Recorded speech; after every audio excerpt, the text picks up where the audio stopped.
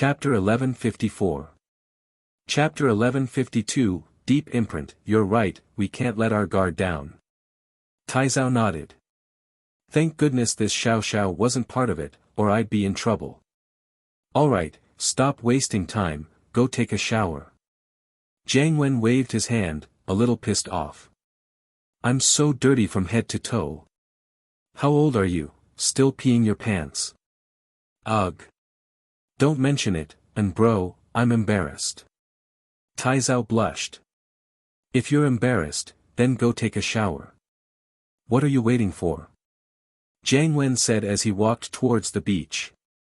It's not waiting for anything, and bro, it's too dark, I don't dare go. Taizao said, a little hesitant. You don't dare to go even if I go with you. What are you afraid of? Jiang Wen raged. I'm afraid of ghosts, I'm still scared of that scene just now. Taizao said weakly. What ghosts? Didn't I tell you already? There were no ghosts. Where were the ghosts? That was Meng Yao, Yushu, and Tang Yun. Are you stupid? Jiang Wen said. It's fine if you don't want to take a shower, but don't sleep in the tent tonight. Stay outside. Then.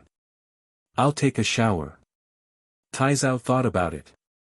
Wouldn't it be scarier to stay outside the tent at night? He might as well go take a shower right now. The night passed without a word. The next morning, Lin Yi opened his eyes.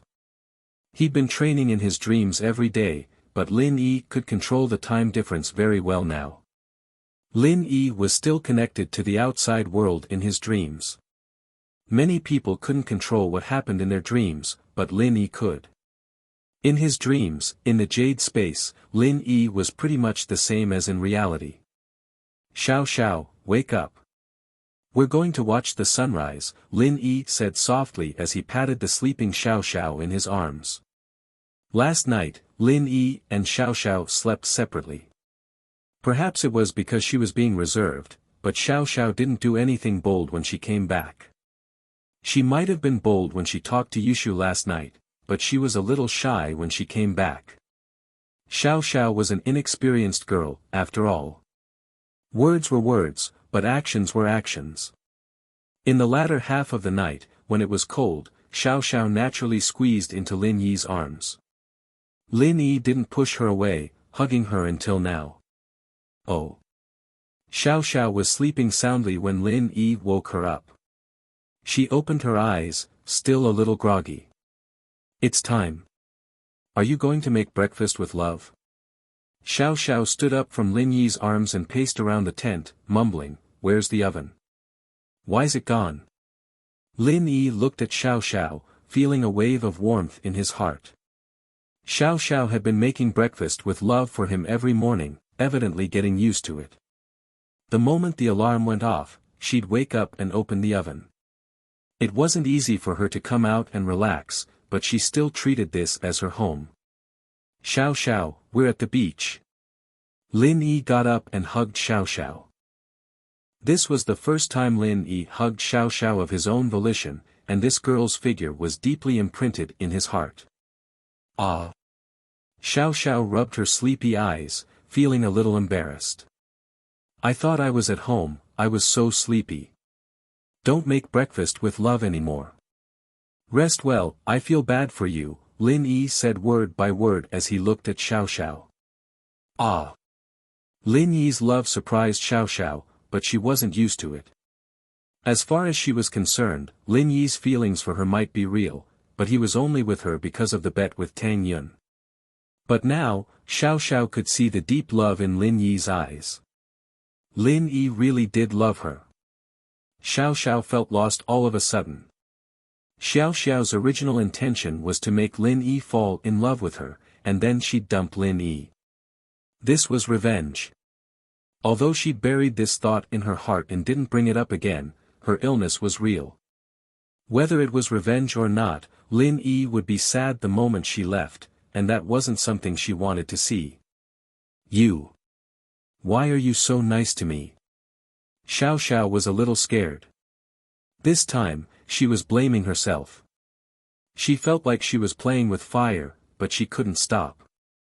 How could she just stop playing around with feelings? You're nice to me, so I'll be nice to you too. Love is mutual. Lin Yi smiled. Didn't you want to watch the sunrise? It'll be out any later. Oh. Xiao Xiao replied, wondering if she should tell Lin Yi the truth. But she was a little scared. She was scared that if she told Lin Yi the truth, Lin Yi would get angry and leave her. Xiao Xiao didn't want to let go of this hard-earned love either. She was conflicted. You hugged me to sleep last night. Xiao Xiao changed the topic.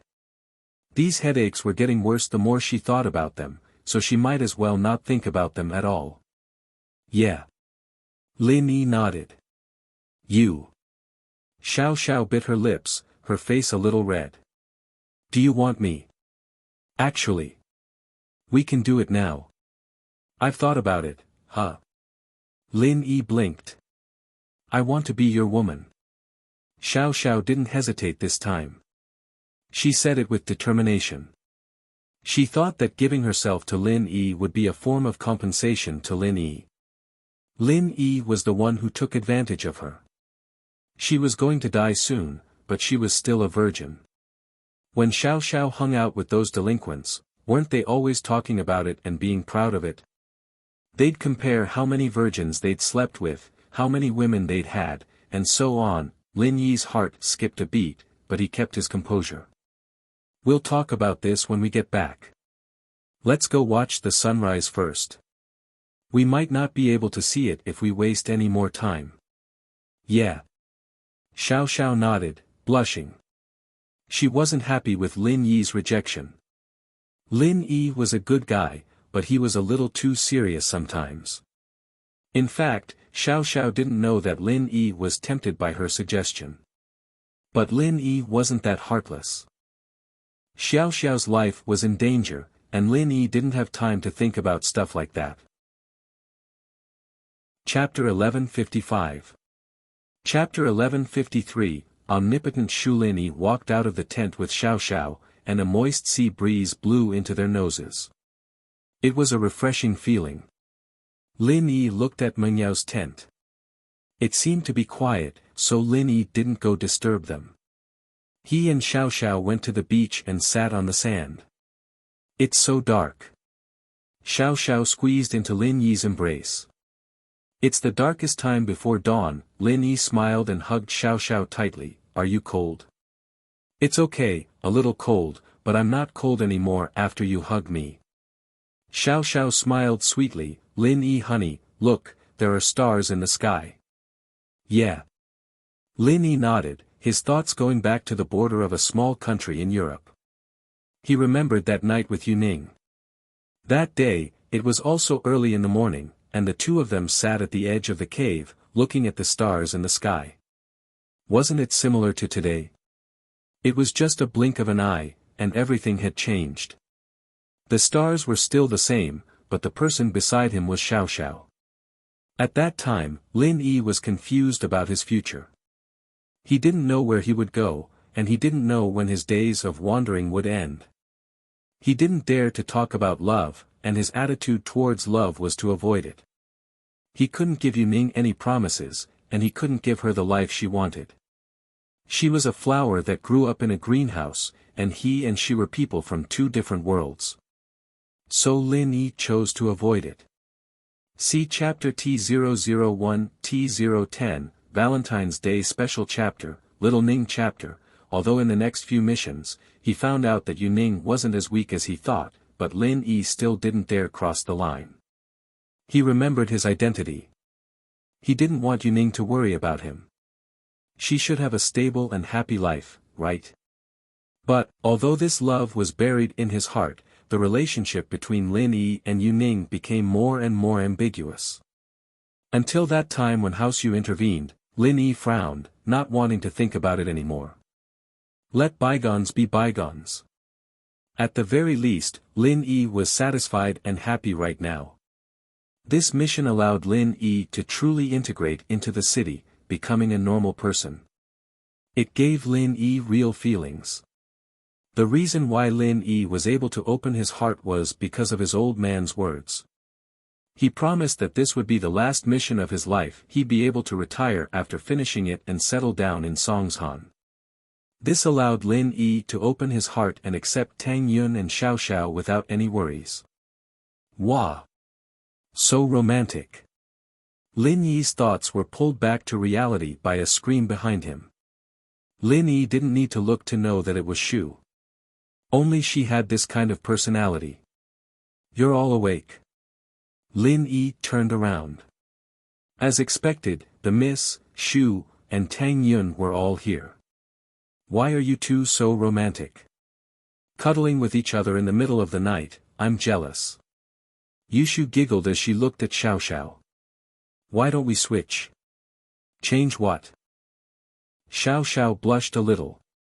Don't Lin Yi's honey have a seat? You go to the left. Hee, then I won't hold back. Shield bro, you can have a girl on your left and right. Yushu smiled, wanting to sit down. But Meng Yao pulled her back. Stop messing around, let's make breakfast to welcome the sunrise. Oh, okay. Yushu remembered that she had a mission this morning. She had to cook a poached egg for Xiao Xiao, and so she went to the car with Meng Yao and Tang Yun. I feel so happy. Xiao Xiao rested her head on Lin Yi's shoulder, enjoying this moment of peace. If you like it, we can come to the beach to watch the sunrise more often. Every year, Lin Yi said. Okay. Xiao Xiao felt a lump in her throat, a little sad. Every year. Perhaps this was the last time she'd be able to watch the sunrise at the beach. Lin Yi could more or less guess what Xiao Xiao was thinking. He was even more determined to find a way to cure Xiao Xiao. The stars in the sky slowly dimmed, and the white of dawn appeared above the sea. It's getting bright. Lin Yi said. It's a new day. Yeah, I've lived another day. Xiao Xiao sighed. At this time, the Miss, Shu, and Tang Yun had already prepared the cooking tools. Shield bro, everything's ready. Let's start. Yushu ran over. They could do the preparation work, but the rest was up to Lin Yi.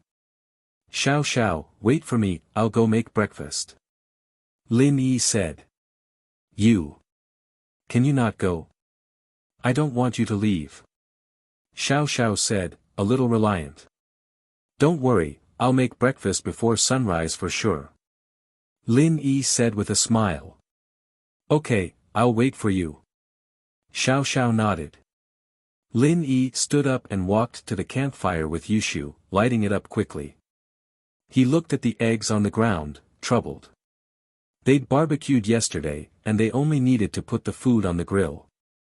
How were they supposed to cook this poached egg without a pan or a plate? If only I had a pan. Lin Yi smiled bitterly. I do. Yushu said as she handed him a frying pan. Ah. You brought a pan.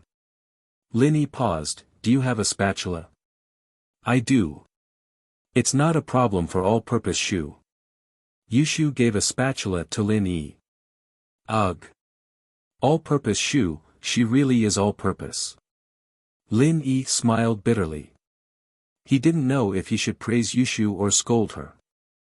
Lin Yi felt that the car was very heavy when he was driving, and if Yushu had even brought a pan and a spatula, then there had to be more things in the trunk. But Lin Yi didn't have time to think about this. The most important thing now was to fry the eggs. Lin Yi quickly fried a few poached eggs and gave some to Tang Yun, the Miss, and Shu, leaving 2 for Xiao Xiao. Here, eat. Xiao Xiao froze when she smelled the aroma of the poached eggs. How did you know I wanted to eat poached eggs while watching the sunrise? Xiao Xiao asked, surprised. I don't know, I just did it randomly. Lin Yi, naturally, couldn't admit that he'd looked at Xiao Xiao's phone. Isn't this usually what you eat for breakfast? Chapter 1156.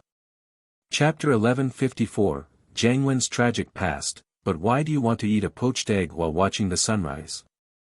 Lin Yi didn't understand why Xiao Xiao would want to do that. Because when the sun rises, it's like a big fried egg. I can imagine myself eating it in one bite. Xiao Xiao said. I see.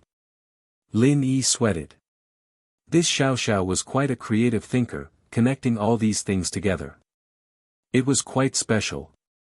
At that moment, a red glow appeared between the sky and the sea, shining brightly. The sun was about to rise. Whoa!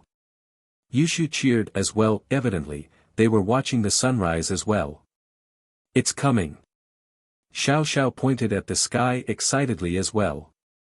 As expected, a fiery red sun slowly rose from the sea, jumping into the air bit by bit. The sea was shining with a golden red light, very beautiful.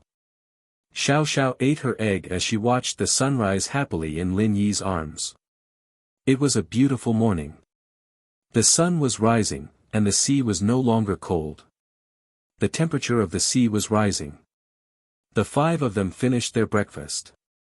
Their original plan was to change into swimsuits and swim in the sea, but the sea water was still a little cold, so the five of them sat on the beach and waited for the sun to completely heat up the water before going to swim in the sea. Jiang Wen and Taizao only woke up when the sun was completely out. They walked out of the tent and saw the five sitting on the beach. Jiang Wen didn't hesitate at all as he walked over. Yao Yao sis, you're up early. You guys must be hungry, right? I have some nutritious breakfast here, it's almost hot. I'll get Taizao to bring some over. Let's eat together. No need, we're done already. Meng Yao said faintly. You guys eat. Ah. Done. Jiang Wen blinked, but looked at the cooking utensils not too far away. They seem to have been used today. He shrugged helplessly. If that's the case, then we'll just have a simple bite. The weather's nice today, why don't we go play in the water? Yao Yao, Shu, do you guys remember when we used to come to the beach together when we were kids? Of course I remember. Yushu spoke up before Meng Yao could.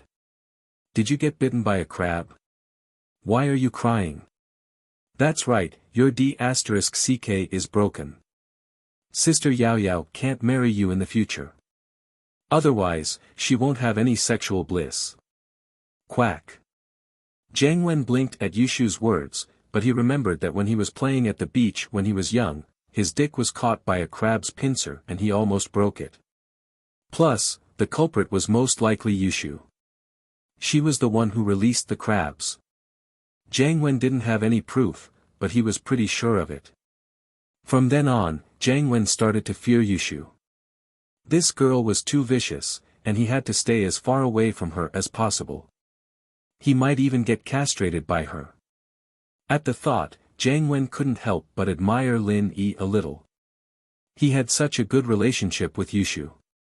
Was he not afraid of anything? Ha ha ha ha. Xiao Xiao started laughing after hearing Yushu's words. Who would have thought that Jiang Wen had such a tragic past? Meng Yao and Tang Yun, on the other hand, were too embarrassed to laugh out loud, but they couldn't help but laugh. This Jiang Wen sure was unlucky. That's all in the past, let's not talk about it. Jiang Wen laughed. Let's not talk about this, shall we go swimming later? Right, I even prepared swimsuits for you guys. Taizao, go get the swimsuits for Yao Yao sis and the others. Okay, I'll go get them now. Taizao happily went to get the swimsuits. Very quickly, Taizao came back with a bunch of swimsuits in his hands. Yao Yao, Shu, Tang Yun, Xiao Xiao, see if you guys like them. Jiang Wen passed the swimsuits to Meng Yao. Meng Yao didn't take it, but Yushu curiously took it and flipped through it. These are the latest international models, I had someone buy them from overseas. It took a lot of effort. Jiang Wen said proudly. What the hell is this? Meng Yao's face reddened at the sight of it. How was this a normal swimsuit? It was a sexy swimsuit, wasn't it? Her breasts were exposed, and even her thighs were exposed. Meng Yao wouldn't wear something like this in public. Her swimsuits were very conservative, covering her entire body, and this was a world of difference. Ugh. Jiang Wen didn't expect Meng Yao to react this strongly. Of course, he had to admit that he was being selfish. These swimsuits were all international brands, but he tried his best to choose the sexiest ones. His goal was to let Meng Yao wear them, and it'd be a feast for his eyes. As for Yushu, Jiang Wen didn't dare do anything to her, but she had a good figure, and her breasts were huge. Jiang Wen purposely chose a swimsuit that accentuated Yushu's figure. These are the latest international models, how can they be messed up? Jiang Wen said quickly. These are all designed by famous designers. It might be a little bold, but it's very pretty. You guys are in the prime of your youth, you should show off your beauty. Show it to you. Meng Yao frowned. Ugh. Jiang Wen was a little embarrassed by Meng Yao's question. Evidently, Meng Yao was really pissed, or she wouldn't ask something like this. I'm not wearing it. You can wear it if you want. Meng Yao said. Jiang Wen felt a little awkward. It's fine if you don't want to wear it, I'm just being nice. Taizao, take it back. Jiang Wen felt that it was a pity, but there was nothing he could do. What could he do if Meng Yao didn't want to wear it? He didn't doubt that Lin Yi would kick him into the Pacific Ocean if he dared to do that. Who was Lin Yi? Even House Yu would beat him up, let alone Jiang Wen. If Fighter Li hadn't died, Jiang Wen wouldn't be that afraid of Lin Yi, but now that Fighter Li was killed by some Guden, and his new support hadn't arrived yet, he didn't dare fight Lin Yi head-on. Don't take them away, I want these swimsuits. Yushu stopped him. Chapter 1157. Chapter 1155, Shark meat again, I'll bring it home and wear it for shield bro. Yushu's words poured a bucket of cold water over Jiang Wen's head. Wah. Jiang Wen paused, and his face changed. Show it to Lin Yi. Why did this girl like Lin Yi so much? Jiang Wen was envious, but at the same time, he thought that Lin Yi would be pranked by Yushu every day, and that she'd release crabs and lobsters to kill him. Give me half, I want it too. Xiao Xiao didn't back down. Sure, I can't do it myself anyway. Yushu didn't reject. Jiang Wen was a little dejected. He spent a lot of money on the swimsuit, and Lin Yi got it for free. He couldn't even see what he bought, how unlucky. But this amount of money wasn't much to Jiang Wen anymore. He waved his hand, alright, I'll give it all to you. Let's go play in the sea today. We'll get some seafood too. It's daylight now, what do you guys want to eat? I'll get it for you. Jiang Wen looked at the crabs and other things crawling up the beach, and he knew that he might be able to get some big fishes later. At least he wouldn't have to go fishing in the dark like last night. What do we want to eat, and what do you want to get? Yushu narrowed her eyes at Jiang Wen. Jiang Wen's heart skipped a beat at the look on Yushu's face. This girl wouldn't be playing tricks on him again, would she? It has to be in the sea, right? I won't be able to get it if it's not there. Jiang Wen laughed, pretending to be joking. Yao Yao and I want to eat shark meat. You go get it. Yushu said. Wah. Shark. Jiang Wen jumped in fright upon hearing Yushu's words. How could a shark be fished out so easily? Wouldn't they be bitten to death? Yeah, we want to eat barbecued shark meat. Yushu nodded, don't you specialize in fighting sharks? You broke a shark's teeth with one punch, were you bragging before? Quack. Jiang Wen suddenly remembered that the last time he treated Jiang Wen, he wanted to show off his bravery by saying that he fought with a shark before. But that was all bullshit. It was a lie. But now, Yushu was bringing this up. Jiang Wen didn't know what to do. If he admitted to it, Yushu would definitely make him go catch the shark right now, but if he didn't admit to it, he'd be seen as a liar in front of Meng Yao, and he'd lose all his face. With that thought, Jiang Wen clenched his teeth. There might not be sharks in this shallow water area, so it wasn't his fault if he didn't meet one. Hence, he said, "All right, shark meat it is. Taizao and I will go into the sea to catch sharks for you in a while. However, if there are no sharks in this shallow water area, then we can't do anything. After all, we didn't bring diving equipment, so we can't go to the deep sea area. It doesn't matter. I have a trick to attract sharks." Yushu smiled as she looked at Jiangwen. "Cut your finger and drip your blood into the sea, and the sharks will be attracted to you." Quack. Jiangwen jumped up. "That's not good, is it? Why not?" "Are you a coward?" Yao Yao doesn't like cowardly men, she likes brave men. Yushu looked at Jiangwen and encouraged him. "You need to be brave, you need to be like a warrior if you want to get Yao Yao's attention. You don't have to be nervous no matter how big the danger is. You should believe that Yao Yao is watching you from behind, cheering you on. Is that so?" Jiangwen was suddenly filled with courage and fighting spirit as he looked at Taizao. "Taizao, change into your swimsuit, we're going to catch sharks." And bro, aren't we a little too weak to catch sharks with our bodies?" Taizao said carefully, a bitter face on his face.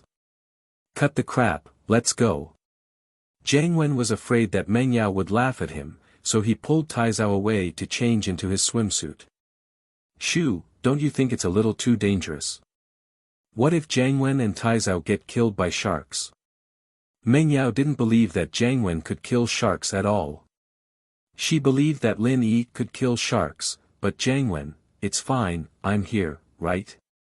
Yushu said. "I killed a shark with a rock last time." "Ha! You're still bringing it up." Meng Yao couldn't help but laugh. "You didn't kill a shark last time, did you? It was Gao Xiaofu." "Hee, Yao Yao, you know about it too." Yushu blushed a little. She was smart enough to know that she didn't kill a shark, but Gao Xiaofu, who was pretending to be a shark. She thought that no one knew about this. "The shark you killed had a supermarket price tag on it, who wouldn't know?" Meng Yao glared at Yushu before turning to Lin Yi, troubled. "Lin Yi, watch out later, don't let the shark kill Jiangwen." "Okay." Lin Yi nodded, not asking any more questions. Lin Yi knew what Meng Yao was thinking. Jiangwen had always been a childhood playmate, and while he'd changed now, becoming a bad guy, Meng Yao still didn't want Jiangwen to die in front of her because of their past relationship. "Yao Yao, why do you care about him?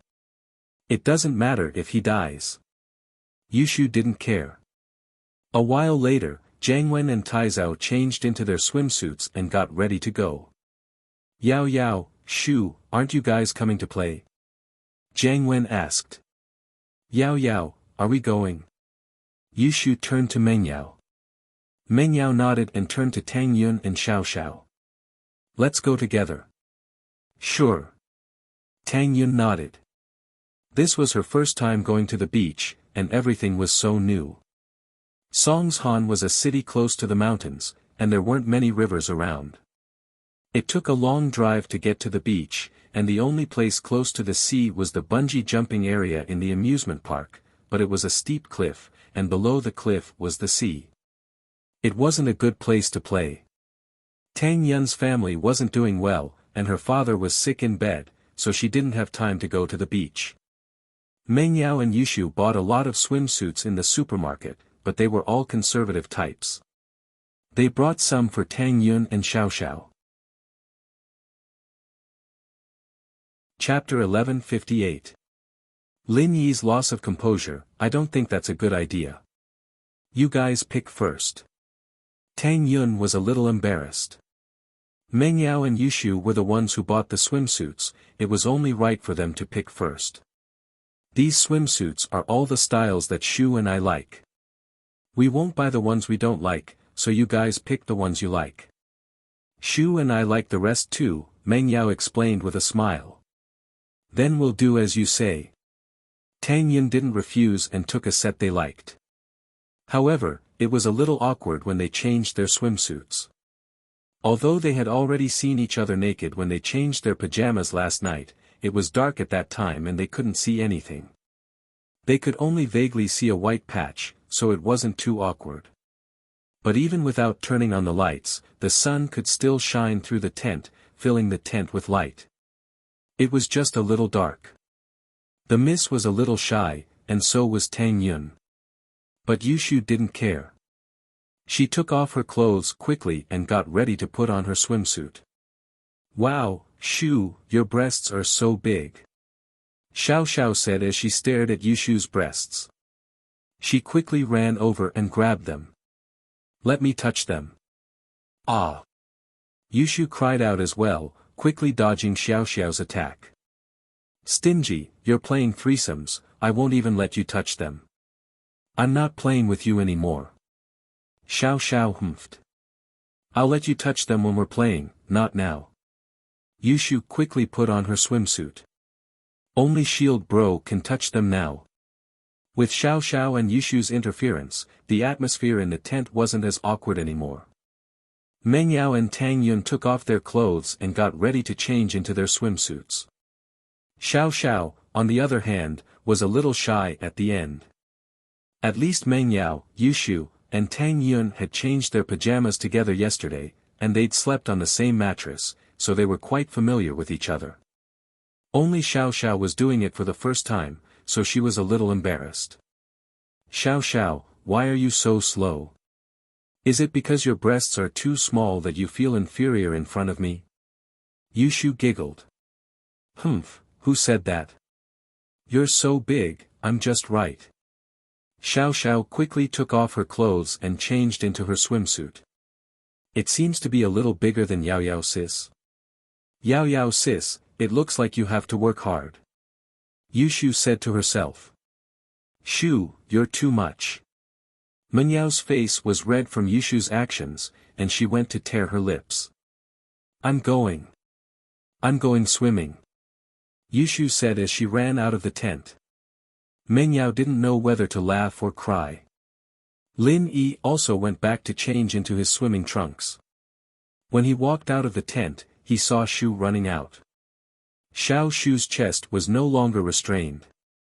Coupled with the fact that she was jogging, Lin Yi's breathing quickened. This scene was very similar to a popular chat picture emoticon on the internet. "Wow, Shield Bro, you're so strong." Yushu didn't realize that she was inappropriate, but when she saw Lin Yi's muscular chest and abs, her eyes lit up. "Ugh, you're very big too," Lin Yi said subconsciously, but after saying that, he felt that something wasn't right. Lin Yi had always been a serious person in front of Meng Yao and Yushu, and he'd never say anything that went overboard. But this time, he'd let Yushu lead him into saying something he shouldn't have said. Oh. Yushu was surprised by Lin Yi's words as well, but she was happy. Although Lin Yi loved her a lot in the past, he never praised her like this. So Yushu was very happy. "Shield Bro, you finally found Shu's good points." Lin Yi was speechless. It seemed that humans weren't saints. He had been with Yao Yao and Shu for a long time, it was inevitable that he would have some thoughts about them. It was reasonable for him to have feelings for them. "You and Yao Yao are both very good." Lin Yi's face returned to normal as he said faintly. Yushu was a little depressed that Lin Yi had gone back to his old self, but thinking about it, Lin Yi's attitude was very clear. It seemed that he still liked her. Shu, you have to do your best." Meng Yao, Tang Yun, and Xiao Xiao came out later, so naturally they didn't see the scene before. They were a little confused by Yushu's bright smile. Only Meng Yao wasn't happy. "Shu, is my chest so small that it's worth it for you to be happy? You're dying of laughter. I think you should be called Chen Xiao Xiao." "No. I'm not laughing at that." Yushu scratched her head, a little embarrassed. "Then what are you laughing at?"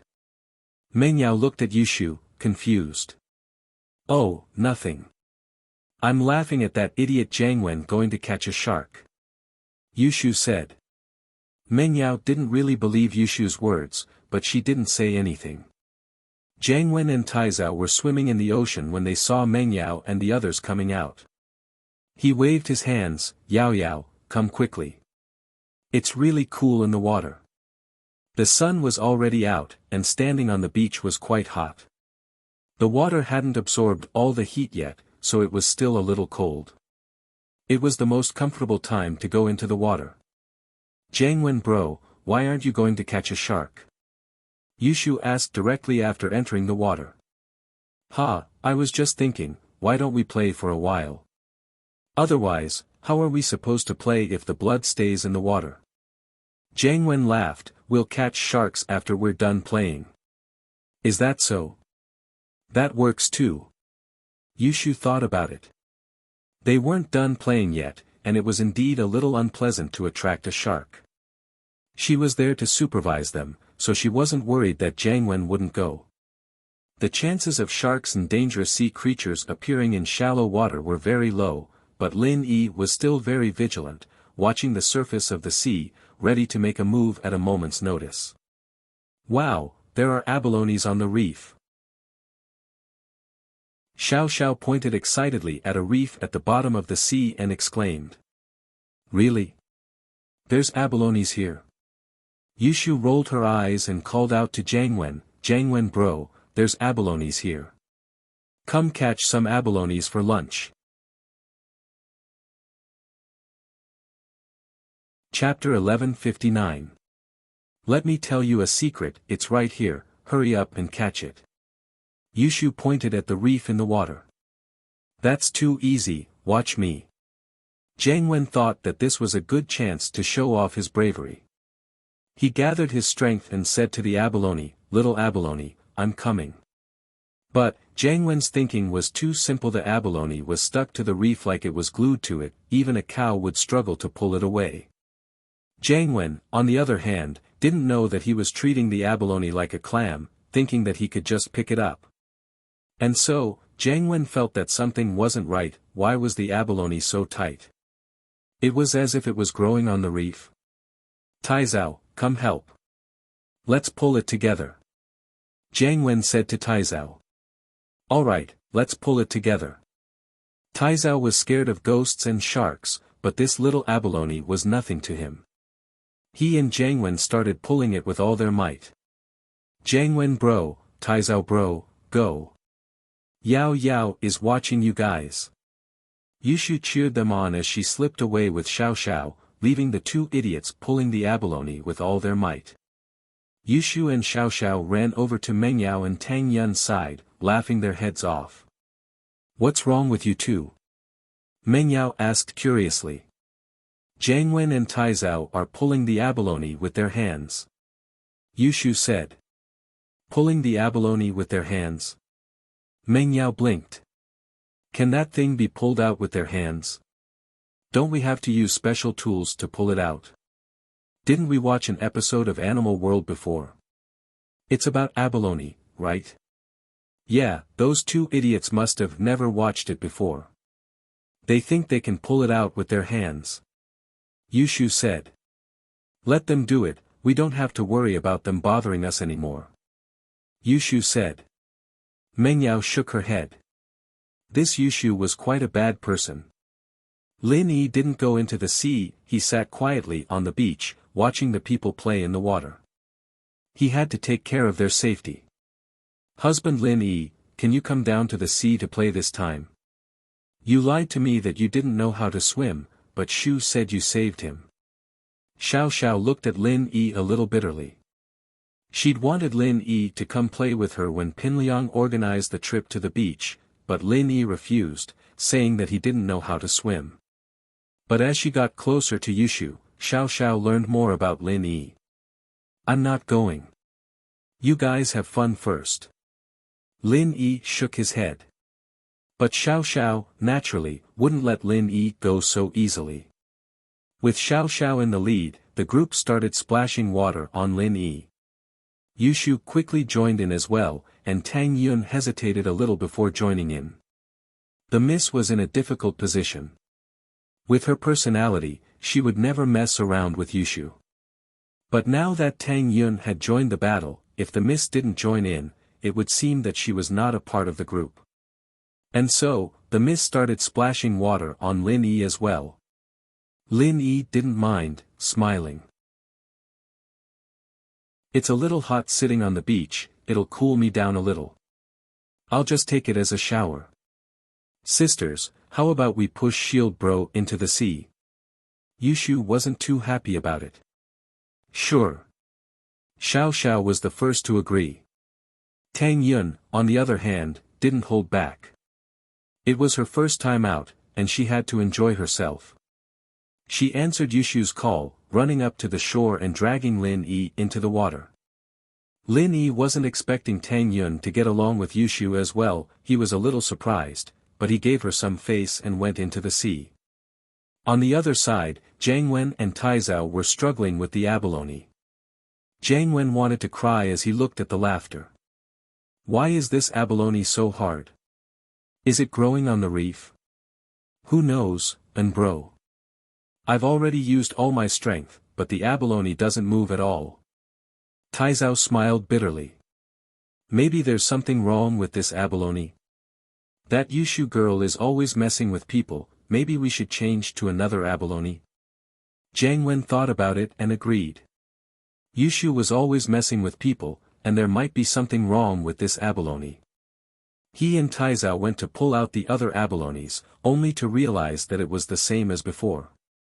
It was stuck to the rocks, not moving at all. Could it be that there's something wrong with all the abalones? Jiang Wen frowned. That can't be, right? These are all wild abalones, they don't look like they've been tampered with. Taizao was confused as well. Forget it, don't pull them out. Yushu wants to eat abalone, right? We'll call Ganglu when we get ashore and get him to buy a few kilos of abalones. She said it herself yesterday, we don't have to go to the sea to eat seafood. Jiang Wen said. That's true. Taizao and Jiang Wen went ashore together, giving up on the idea of pulling abalones. He went back to the tent and called Ganglu, asking him to buy a few kilos of abalones and some shark meat. Shoo, Jiang Wen seems to have given up on pulling abalones. Xiao Xiao said as she looked at the shore. How about we mess with him again? Yushu blinked as an idea formed in her mind. Sure. How? Xiao Xiao didn't even need to think about it before agreeing. You just have to do this. Yushu and Xiao Xiao started plotting. It didn't take long for the two to get ashore and walk towards Jiang Wen. Jiang Wen bro, come here, I'll tell you a secret. Yushu waved at Jiang Wen. Oh. What secret? Jiang Wen didn't dare delay. He knew that Yushu's secret might not be something good, but he still walked over.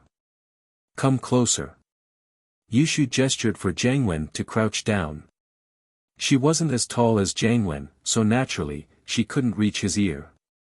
What is it? Jiang Wen crouched down. Yushu put her mouth close to Jiang Wen's ear and suddenly screamed. Wah!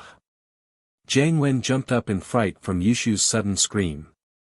His ears were ringing from the shockwave, and he was almost deafened by Yushu. Jiang Wen was a little pissed off. Wasn't Yushu a little too much? It was fine if she was messing around, but was she trying to scare him to death?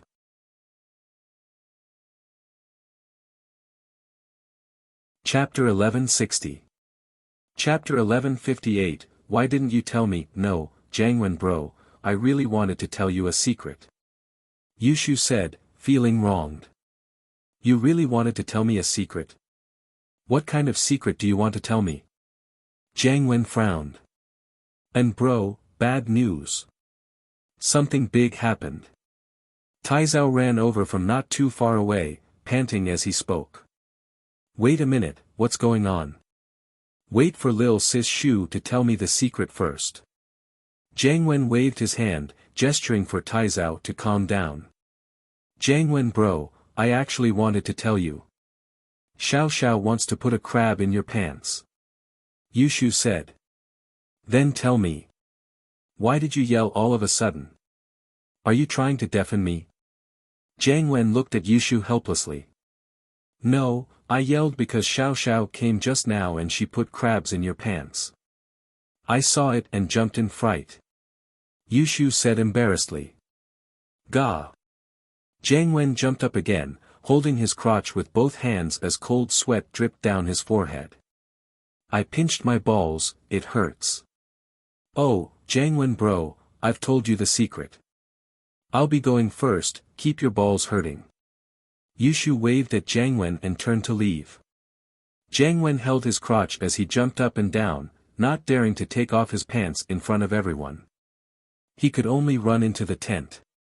Once inside the tent, Jiang Wen quickly took off his swimming trunks, and a small crab happened to be clamping onto Jiang Wen's balls. Taizao, come help me, I can't use my strength. Jiang Wen called out, troubled. Little crab, come down, it's not fun over there. Taizao said with his head lowered. Are you a crab? Does it even understand what you're saying? Hurry up and help me take it down. Jiang Wen was very pissed off. Why was he talking to a crab at a time like this? Taizao didn't dare say much as he carefully reached out to pull the crab, only to find that Jiang Wen was on the verge of tears. My balls, I pulled them.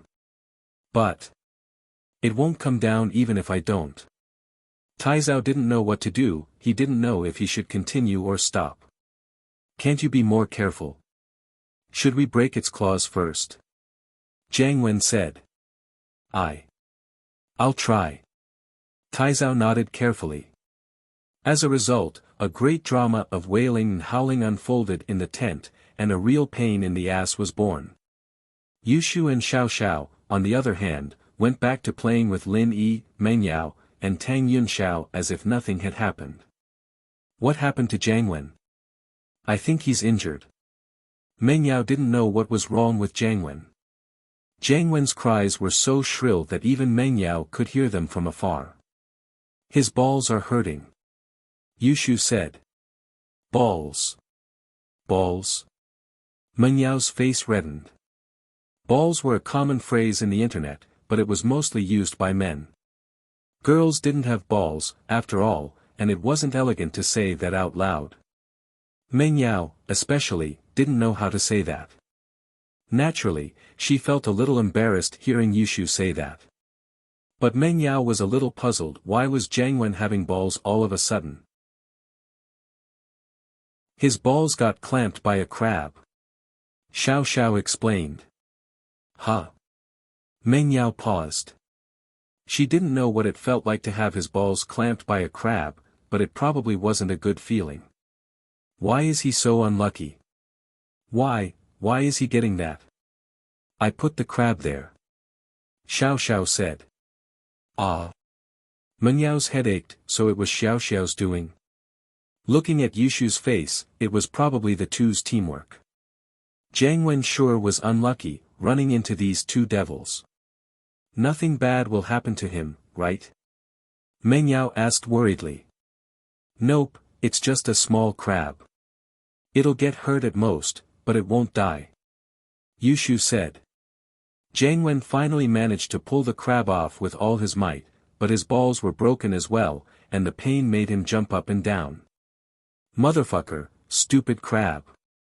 I'll stomp you to death. Jiang Wen stepped on the crab after he got it off. But because it was sand, the crab wasn't affected at all. Once he stepped on it, the crab shot out its claws and clamped onto Jiang Wen's toes again. Ouch!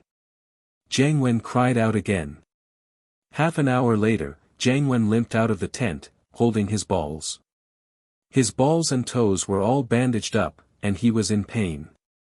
He asked Taizao as he walked, right, you said something big happened just now, that you had something big to report to me. What happened? Jiang Wen remembered that Taizao wanted to talk to him about something, but Yushu had scared him out of his mind, so he didn't pay much attention to it. It's like this, and bro. I wanted to tell you that Xiao Xiao threw a crab in your pants, but there's no need now. Taizao said bitterly. What? Jiang Wen almost jumped up from the ground. You're saying Xiao Xiao threw the crab? You saw it? Why didn't you tell me earlier? Jiang Wen remembered that the crab hadn't even bitten the eggs when Taizao was yelling. Did that mean that this wouldn't have happened if he'd found out in time? Jiang Wen's face turned very ugly at the thought. But, I wanted to tell you earlier, but you told me to wait until Lil Sis Shu told you the secret. Taizao said weakly. Wah. Jiang Wen paused, but thinking about it, that was indeed the case. He was the one who asked Taizao to wait for a bit. Jiang Wen could only blame it on his bad luck. Who could he blame for this? Jiang Wen looked at Yushu and Xiao Xiao with a hint of hatred in his eyes, but they were Meng Yao's friends, and he couldn't do anything about it. If he did, they'd just say it was a joke. What could he do? And so, Jiang Wen gritted his teeth and endured the pain, pretending to be fine as he walked towards the beach.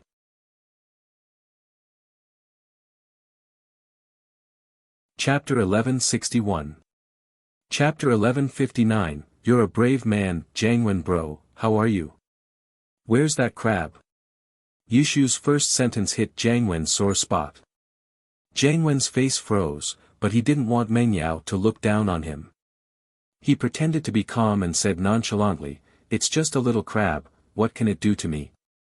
Meng Yao didn't know what to say, but Jiang Wen didn't want Meng Yao to underestimate him. Wow, Jiang Wen bro, you're so strong. Your balls are fine. Yushu's eyes were filled with admiration. Of course it's fine, I've trained before. I got caught by a crab once when I was young, and I've been training ever since I was free. As of now, a single crab is useless against me. Jiang Wen said proudly. The same move is nothing to me. Oh, Jiang Wen bro's a steel egg. Then the girl who marries you will definitely be blessed. Yushu said enviously. Huh, you can't say that, but I'm sure she'll be blessed. Jiang Wen thought that Yushu was quite adorable at times like this, praising him in front of Meng Yao. It seemed like it was a good thing that he'd gotten his balls pinched between his legs. Jiang Wen bro, you're a brave and strong man. Yushu said sincerely. Of course, Yao Yao Lil Sis likes brave men. I'm developing in that direction. Jiang Wen nodded. Oh, since you're fine, then go catch the shark. We're waiting to eat it. Yushu said. Wah. Jiang Wen paused, realizing that he'd fallen into Yushu's trap. Yushu kept complimenting him on how brave and strong he was, and now she wanted him to go catch a shark. He couldn't say no to that either. Fighting with sharks is a very dangerous thing, and you guys are playing in the sea right now. Let's just forget about it, it's not good to cause a bloody mess. Jiang Wen had a plan in mind. I've already told Ganglu to buy some abalone and shark meat from the supermarket. They'll be here soon, so we don't need to catch them anymore. Oh, that's not the same. The sharks in the supermarket are dead, frozen, and not fresh. Sister Yao Yao prefers to eat fresh sharks. Yushu said, plus, Yao Yao likes the process of a warrior fighting a shark, not the result. Eating the shark is secondary, you just want to enjoy the fruit of your victory. If it's a shark killed by someone else, Yao Yao won't eat it. I see. Yushu's words made Jiang Wen's blood boil, but he wasn't an idiot. He knew what he was capable of. His body wasn't even enough to fill the gap between the shark's teeth, let alone fight it. But in order to not lose face in front of Meng Yao, Jiang Wen hesitated. Naturally, I've been thinking about that too. It's been a while since I've fought a shark, and I'm starting to feel a little uncomfortable. You also know that a brave person like me will feel uncomfortable if I don't do something brave for a period of time. But sharks aren't easy to come by. This is shallow water. Sharks don't usually come here, so this thing can only depend on luck.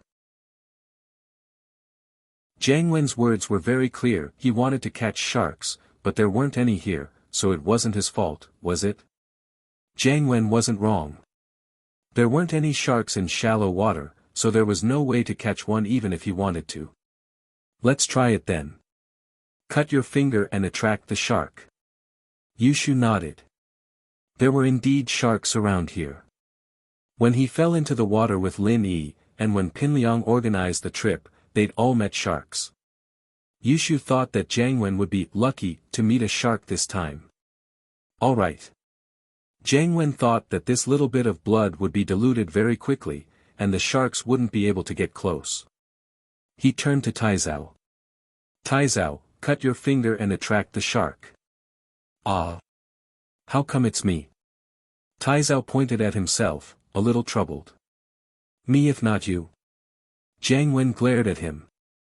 Hurry up, don't delay me from fighting the shark. Alright. Taizao gritted his teeth and went to cut his finger. But this time, Jiang Wen had miscalculated. He didn't know anything about sharks at all, or he wouldn't have said something stupid like breaking a shark's teeth with one punch. If you dropped a drop of blood in the ocean, the shark would be able to smell it from a quarter of a mile away. Sharks were especially sensitive to odors in the ocean, especially the smell of blood. Injured fish would make low-frequency vibrations, and even small amounts of blood would attract them from afar. Their sense of smell was even better than that of a land dog's. They could smell blood at 1 ppm, 1 millionth, in the water, meaning that their sense of smell could detect one drop of blood in a million drops of seawater. A 1-meter-long shark's nose was filled with olfactory nerve endings up to 4,842 square centimeters, like a 5 to 7 meter long man-eater shark. Its sense of smell was so sensitive that it could smell the blood of injured people and marine animals from several kilometers away. Taizao, on the other hand, had more than one drop of blood. If there were sharks nearby, it would be strange if he didn't attract them. Yao Yao, Shu, Yun Yun, Xiao Xiao, let's go ashore. What if there are sharks? Lin Yi, on the other hand, knew that Taizao's actions would attract sharks, and so he prepared for them to go ashore to hide. Otherwise, Lin Yi wouldn't be able to protect all four of them at the same time if the shark really came. Don't be caught off guard. Seeing how serious Lin Yi was, the mist didn't say much. She nodded. Alright, Shu, let's go rest for a bit. We'll get some sun. Tang Yun and Xiao Xiao, naturally, listened to Lin Yi. Lin Yi had his reasons for telling them to go ashore. That's good too. Only brave people can fight a terrifying existence like sharks. Jiang Wen was a bit surprised at Lin Yi's cowardice, but the more cowardly Lin Yi was, the happier Jiang Wen was. Only Lin Yi's cowardice could highlight his bravery. Lin Yi smiled faintly and didn't say anything. If Jiang Wen wanted to be stupid, then let him be. He'd know what fear felt like when the sharks were attracted.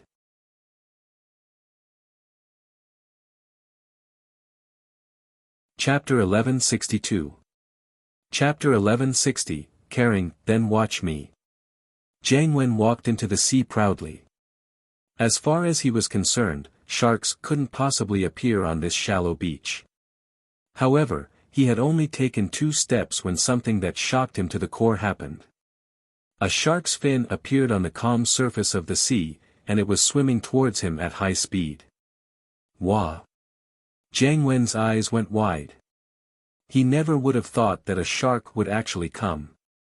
Taizao, on the other hand, didn't seem to realize the danger that was coming. He was standing in the sea like an idiot, dripping blood into the water with his finger. His head was lowered, however, and he didn't see the shark swimming towards him. Jiang Wen's face froze. He didn't know if he should run or go forward. He'd be safe if he ran, but he'd lose his face in front of Mengyao. He'd lost a lot of face this time. But he didn't dare go forward. How was he a match for a shark? Wasn't going to die if he went forward. With that thought, Jiang Wen sweated profusely. He couldn't make a choice. Jiang Wen bro, you can do it. Jiang Wen bro, you can do it. Yushu cheered. You can do it, Yao Yao loves watching heroes fight sharks. Jiang Wen's expression was worse than if he were crying. He wasn't an idiot. Fighting a shark like this was suicide. Taizao, on the other hand, heard Yushu's yell, he paused and looked up to see the shark swimming towards him at breakneck speed, jumping up in fright. He didn't dare let any more blood into the water, and started running away immediately. Jiang Wen's mental defenses crumbled as he watched Taizao run off. He turned around and ran with Taizao. "Jiang Wen bro, why aren't you fighting sharks anymore?" Yushu looked at Jiang Wen strangely. "Well, I suddenly feel sorry for the shark. Look at how small it is, it must be a baby shark. It hasn't been in this world for long, and it'd be too pitiful if I killed it." Jiang Wen said with an idea. "So I decided to let it go." "I see." Yushu nodded thoughtfully. "Of course, I'm very compassionate."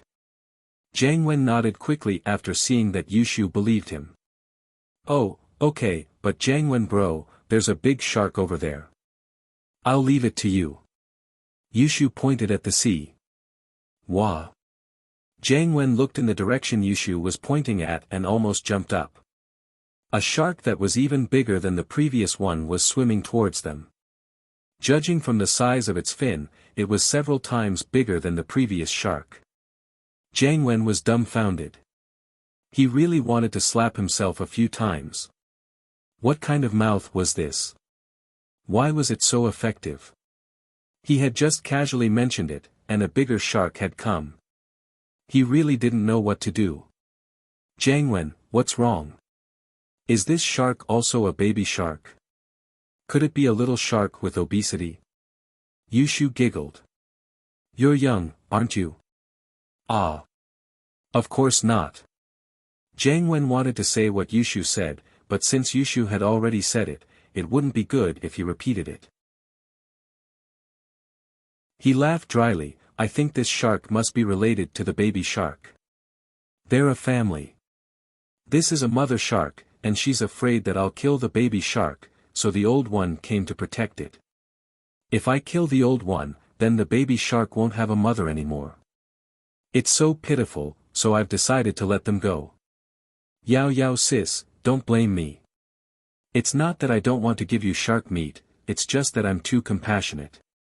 Jiang Wen's words were full of loopholes, and even Meng Yao couldn't help but laugh. But Meng Yao was different from Yushu. She wouldn't expose Jiang Wen, only looking down on him in her heart. How could someone like this be called brave? Finally, after the two sharks circled the nearby waters, they did not find their target, and swam away after finding nothing. Only then did Jiang Wen let out a breath of relief, his face a little awkward. He didn't know if Meng Yao believed him or not, but he couldn't tell from Meng Yao's expression at all. Meng Yao was still as calm and expressionless as ever. But, just when Jiang Wen didn't know what to do, someone came to his rescue. It was Gang Lu. At this moment, Gang Lu was driving a Toyota off-road vehicle to the beach. He stopped the car and ran towards Jiang Wen with the abalone and shark meat he just bought from the supermarket. "And bro, I've bought everything according to your orders. The abalone is the highest grade of Hokkaido abalone. It's very precious, and the shark meat is very fresh," Gang Lu said as he handed the two big bags to Jiang Wen. Jiang Wen was overjoyed at the sight. Now that the seafood was here, he didn't need to go into the sea to fish it, and he didn't need to fight the shark. "Gang Lu, good job." Jiang Wen took the bag with a smile. But, the bag wasn't even in Jiang Wen's hands for a second before Yushu snatched it away. "Jiang Wen bro, you're a kind person. These abalones are alive, you can't bear to eat them, right? And the shark meat. You didn't even bear to kill sharks before, so you definitely wouldn't eat their meat. So, in order to prevent you from being a heartless person, leave this to us. You be the good guy, and we'll be the bad guy," Yushu said confidently, and Jiang Wen couldn't refute her at all. If he were to retort, then all that love and whatnot would be bullsh*t. So, Jiang Wen could only swallow his pride and keep it to himself. This was delicious seafood, and Jiang Wen wanted to try it himself, but he didn't expect that because of what he said before, he wouldn't be able to. But, the more it was like this, the more Jiang Wen couldn't say anything. He had to act like he didn't care, and said calmly, "Naturally, I won't eat it. Who told me to be a kind person?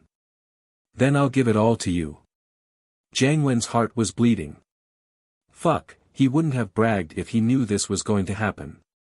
Wasn't he just asking for trouble? Forget it, he'd go back and eat the lamb skewers from yesterday. There was still a lot left, and it was enough.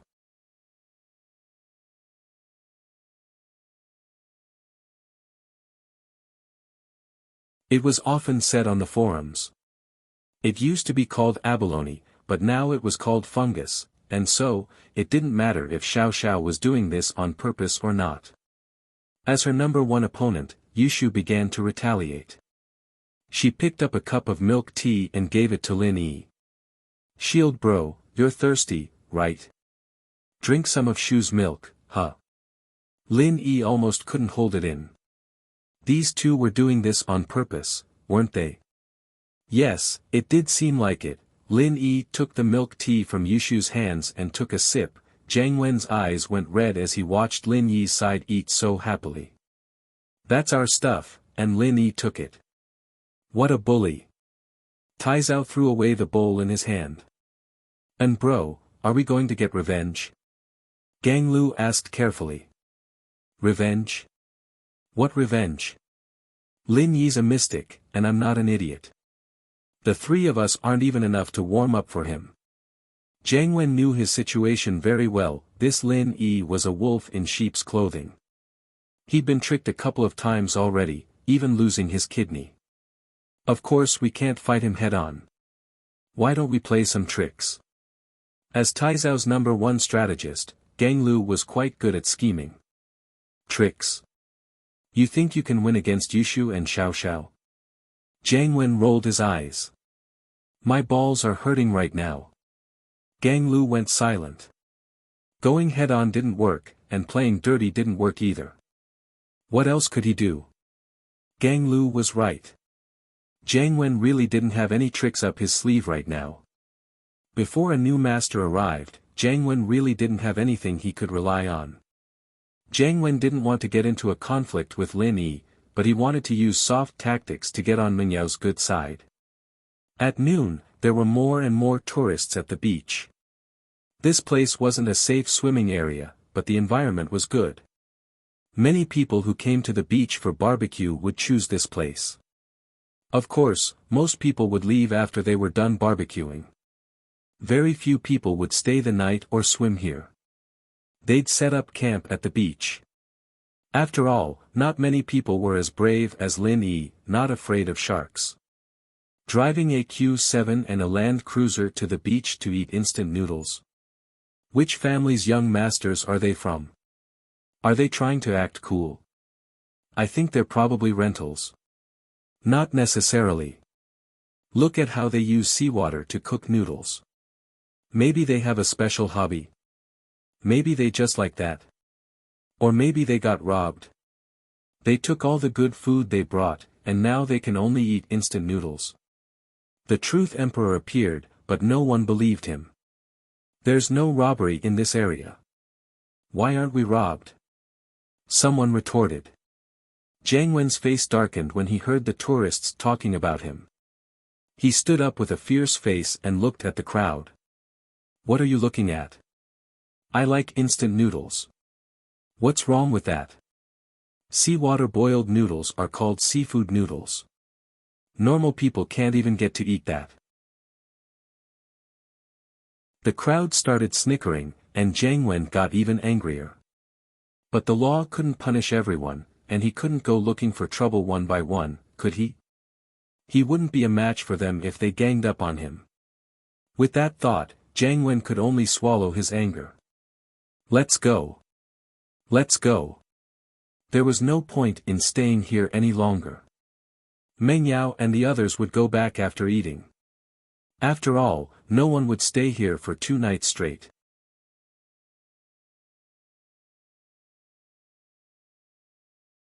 Chapter 1164. Chapter 1162, Xia Yufeng. Again, the 12th grade classes were quite tight, and the Miss, Shu, and Tang Yun all had to go back and study. I'm so full. Yushu held her round belly as she laid on the beach, not willing to move. It's so delicious. That Ganglu sure is a nice guy, buying so much good stuff. Xiao Xiao burped. She couldn't take it anymore. That's right. Meng Yao and Tang Yun, on the other hand, were more gentlemanly. They were the type who only tasted a little, and wouldn't keep eating just because the food was delicious. Isn't that Lin Yi? There's also Meng Yao, Yushu, Tang Yun, and Xiao Xiao. A familiar voice rang out just as they were about to rest. Lin Yi raised his head, not expecting Xia Yufeng to be here. Lin Yi was a bit surprised to see Xia Yufeng here and now. Xia Yufeng. Your car is fixed. Lin Yi was already suspicious of Xia Yufeng's parentage. This guy hid his strength in front of him, so naturally, Lin Yi wouldn't be too close with him. His attitude towards Xia Yufeng had always been cold. It's just a car. I bought another one. Xia Yufeng's eyes flashed with hatred. If it weren't for Lin Yi, he wouldn't be the one giving money to someone else, but someone else giving him money. This damned guy, always appearing when he wanted to show his strength. Wasn't he just making things difficult for him? Originally, Xia Yufeng didn't want to greet Lin Yi today, but thinking of the heavy responsibility his family gave him, he had to investigate Lin Yi's background. He had to pretend to get close to Lin Yi, hoping to get some information from Lin Yi. From his observation, other than Meng Yao, Yushu, Tang Yun, and Xiao Xiao, Lin Yi didn't seem to have any contact with anyone else. This brat seems to be flirting with girls all day long. Meng Yao, Yushu, and Xiao Xiao's backgrounds were obvious to Yufeng. Other than Tang Yun, who was a commoner, all three of them had some background. However, all three of them got along very well with Lin Yi. It had to be said that Lin Yi was very powerful. If he didn't have a bit of skill, he wouldn't have been able to get the favor of these three girls. Could it be that Lin Yi was really a disciple of a hidden family, or even someone from an ancient sect? The more Yufeng interacted with Lin Yi, the more he couldn't figure out Lin Yi's background, so he didn't dare to act rashly. He was a prideful person, thinking that he could kill Lin Yi with one move, but after all these setbacks, he had calmed down. He was waiting for the Xiao family to make the first move. He didn't have much hope before, since the Xiao family had fallen to a certain point, and they couldn't even take care of themselves. How would they have the time to cause trouble for Lin Yi? But now, the Xiao family had the support of the Hidden House Pai, and the people Lin Yi injured were from the Hidden House Pai, so Yufeng didn't want to be the one to take the lead.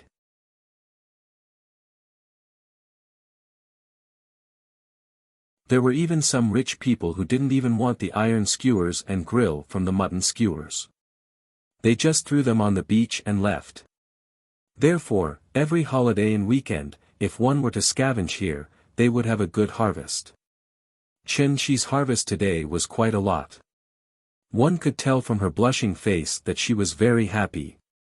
But Lin Yi's eyes landed on the old man beside Chen Shi.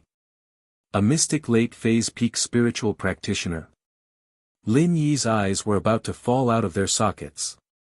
A mystic late-phase peak spiritual practitioner coming out to pick up trash. Why was this world full of weird situations?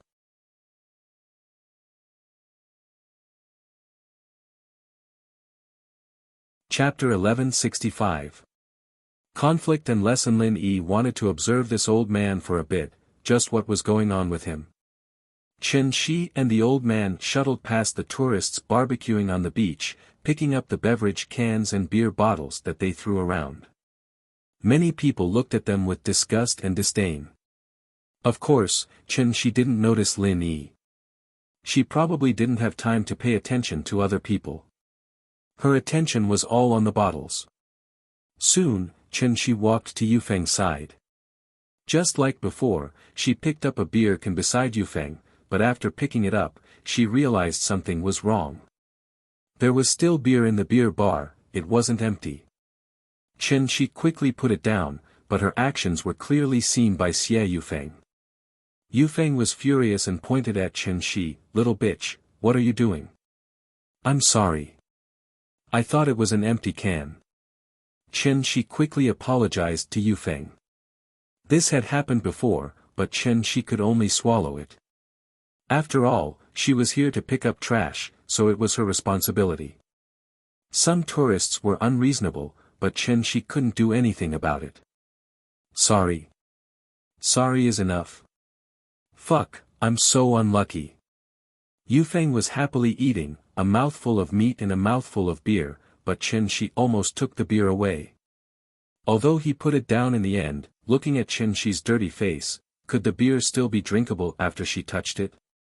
With that in mind, Yufeng picked up the half-empty can of beer that Chen Shi touched and threw it at Chen Shi, causing the beer to spill all over Chen Shi's body.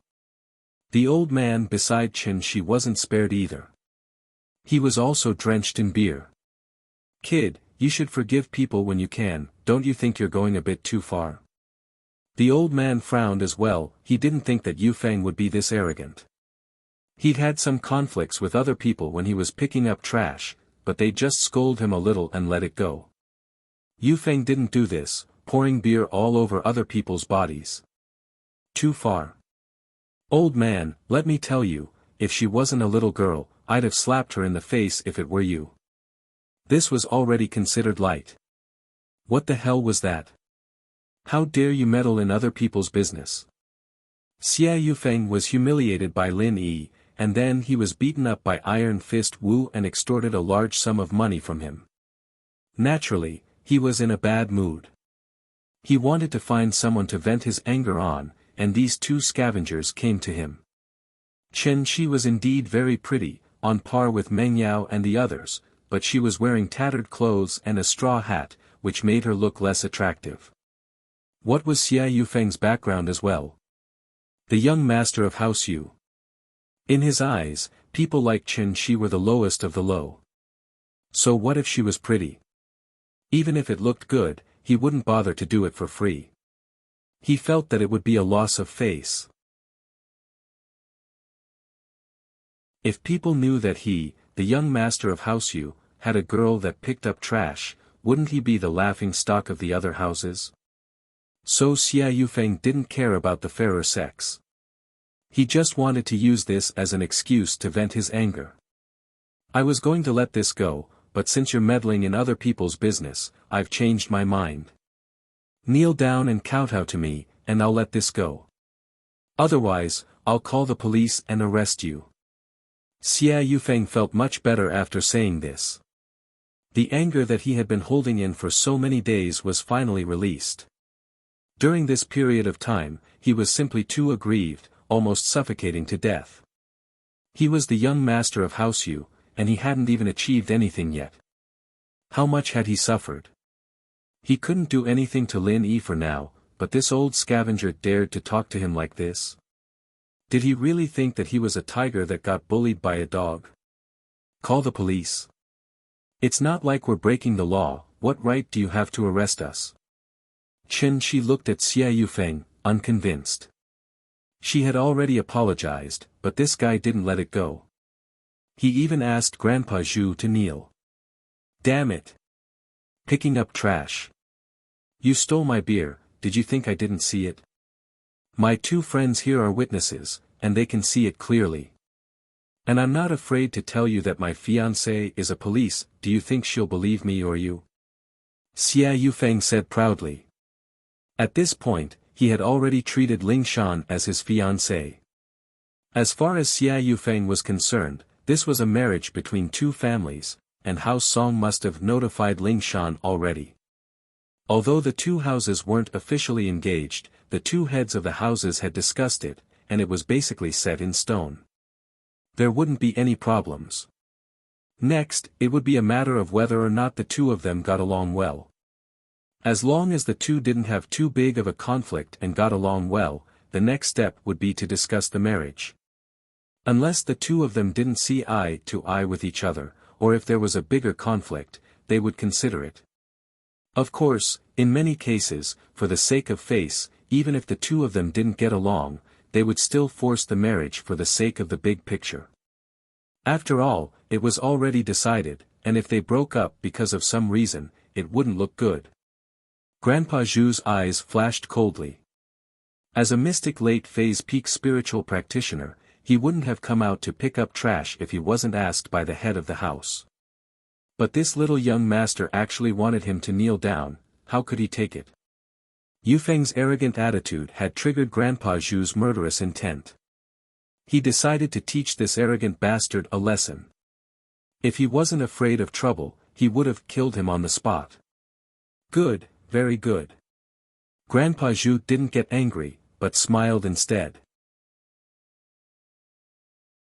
He reached out to pat Yufeng's body. It looked like he was patting Yufeng's shoulder, but it was actually filled with killing intent. A mystic peak like Grandpa Zhu had a lot of tricks up his sleeve. What he wanted to do was to pour his pure qi into Yufeng's body. Yufeng might be fine right now, but this pure qi would stay in his body for a long time to come, causing him pain all over his body and tormenting him. Of course, this was only for normal people. To a master, this little bit of qi could be refined.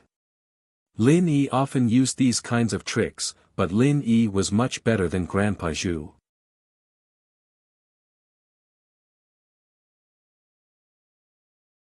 Chapter 1166. They were all hidden. So for normal practitioners, this move could only transfer a limited amount of qi. But Lin Yi was different. Lin Yi could compress qi, which meant that in the same amount of time, Lin Yi could transfer more qi. So the effect of Lin Yi's move was much higher than Grandpa Zhu's. Lin Yi's move could even deal with high-level practitioners. You can refine a little bit of qi, but I'll give you a lot of it. Let's see how you refine it. Even if you can, it's not something that can be done in a day, and if you refine too much of it, you might even go crazy. Wasn't Yao Wang in the same situation? His entire body was covered in needles, and under each needle was the compressed energy sealed by Lin Yi. Unless Yao Wang used all his strength to refine it bit by bit, or he had some miraculous medicine, or he had the help of a master, but Yao Wang didn't have any of that right now. He could only endure the needles every day. He was angry, but there was nothing he could do. But what Grandpa Zhu didn't expect was that when he reached out to transfer the energy into Xia Yufeng's body, an accident happened. Xia Yufeng dodged Grandpa Zhu's palm effortlessly, tilting his body to the side. His eyes were filled with disbelief. Mystic late phase peak. Mystic early phase peak. Grandpa Zhu paused as well. He wanted to teach Xia Yufeng a lesson, but he didn't expect this person to be a master as well. Wasn't this a bit too dramatic? He was just picking up trash at the beach, and he met a mystic class master. Grandpa Zhu was surprised at Xia Yufeng's age, but he was also worried. It wasn't that he was afraid of Xia Yufeng's strength, but that his identity would be exposed. All these years, he'd been following the orders of the head of the house, staying by Qin Shi and her mother's side. He'd never made a single mistake, but now something like this happened. Luckily, Qin Shi didn't understand the division of strength in the martial world, and she wouldn't understand what Xia Yufeng meant. With that thought, Grandpa Zhu calmed down. Young man, apologize to us and we'll let this matter go. Otherwise, Since the other party already knew his strength, there was no need for Grandpa Zhu to speak softly. He directly threatened him in a cold voice. Apologize? Which family are you from? Yufeng wasn't afraid at all. He stared at the old man, thinking that this old man must belong to some family. As long as he said that he was from House Yu, this old man wouldn't dare do anything to him. Which family are you from? Grandpa Zhu frowned. I'm from House Yu. Yufeng said proudly, if you know what's good for you, then scram. Don't get in my way, or else, House Yu. Which House Yu? Grandpa Zhu asked indifferently. House Yu, haven't you heard of them? The head of the 9 noble houses. Xia Yufeng humphed. I thought it was the hidden House Yu, but it's just the common House Yu. Grandpa Zhu said faintly. Since you don't want to apologize, take this. With that, Grandpa Zhu was about to slap him. However, before Grandpa Zhu could slap him, he heard a voice shouting, "Wait a minute. Lin Yi, why are you here?" Yu Feng gritted his teeth, his eyes bloodshot. Master Lin was here again. Yu Feng almost spat out blood when he heard this voice. It was already hard enough for him to fight a mystic late phase peak with his early phase peak strength, but Lin Yi suddenly appeared. He had no choice but to hide his strength. Wasn't he just waiting for a beating? But, the one who was the most depressed wasn't Yu Feng, but Grandpa Zhu. When he heard Yu Feng call out Lin Yi's name, he was shocked and quickly retracted his qi.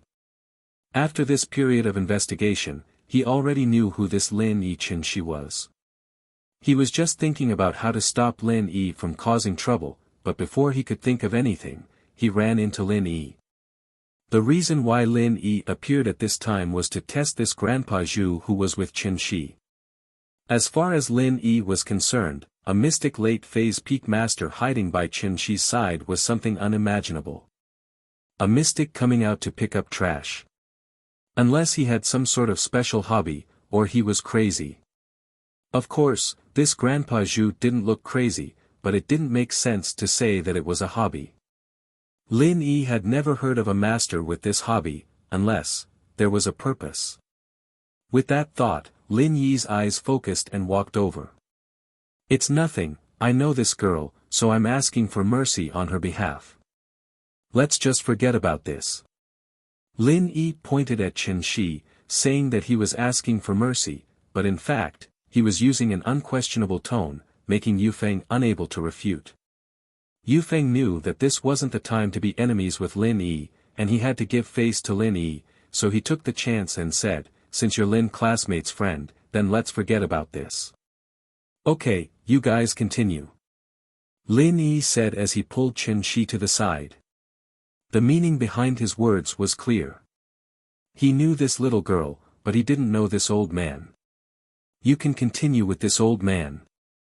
Yu Feng paused, but he could clearly feel that the old man in front of him also retracted his qi. This made Yu Feng confused. He was afraid that Lin Yi would see through his strength, but this old man was also afraid that Lin Yi would see through his strength. Otherwise, why would he hide his strength the moment Lin Yi came? Grandpa Zhu retracted his gaze and walked towards Lin Yi and Qin Shi, not talking to Yu Feng anymore. At this moment, Yu Feng was even more certain of his suspicion. This old man was definitely afraid of his strength being exposed. Otherwise, why did this old thing act as if nothing had happened just now when he was still clamoring that he would let him take a slap from him?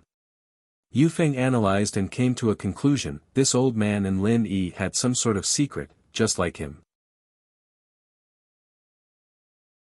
As if he was on steroids, he got excited and pointed at Grandpa Zhu. "Old man, don't go. Didn't you want to hit me? Take a slap from me first." As soon as he finished, he raised his fist and punched the old man's back.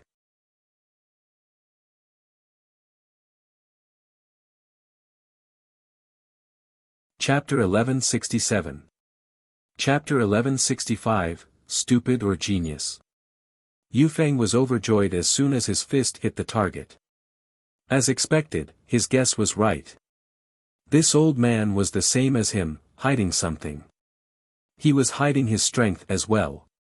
At the thought of this, Xia Yufeng raised his fist and punched again and again. Without qi, Yufeng could still teach this old man a lesson. Grandpa Zhu was stronger than Yufeng, but under the situation where neither of them used qi, Yufeng had the upper hand. Yufeng was a young man, so he had the upper hand in terms of stamina. Qi aside, Yufeng's physique was far stronger than an old man's, and so Yufeng started beating the old man up. Qin Shi didn't think that Yufeng would start beating people up in the blink of an eye. She jumped in shock. Seeing Lin Yi's surprise and joy, Qin Shi's face turned to worry. "Big brother, don't you know that person? Can you stop him from beating Grandpa Zhu? My words might not work." Your Grandpa Zhu was so cocky that he wanted to slap him. He was the one who provoked him, I couldn't do anything about it. Lin Yi said helplessly. But it looks like your Grandpa Zhu has a trump card. He won't get hurt, it'll be fine. Ah. She didn't really understand what Lin Yi was saying, but Lin Yi's words did make sense. Grandpa Zhu did provoke him first, didn't he? Grandpa Zhu almost spat out blood after hearing Lin Yi's words. If you didn't come, wouldn't I have beaten him up? Why did you come here if you had nothing to do? But Grandpa Zhu felt wronged, and he couldn't say it out loud. Yu Feng's fists rained down on Grandpa Zhu's face, beating him up. But, Grandpa Zhu also noticed a problem. Yu Feng didn't seem to be using qi at all. If Yu Feng was afraid of hurting him, and didn't use qi after seeing him retract his qi, Grandpa Zhu wouldn't believe it. Yu Feng wasn't that kind of person.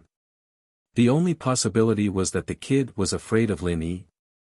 It seemed like he did not dare to use his true qi.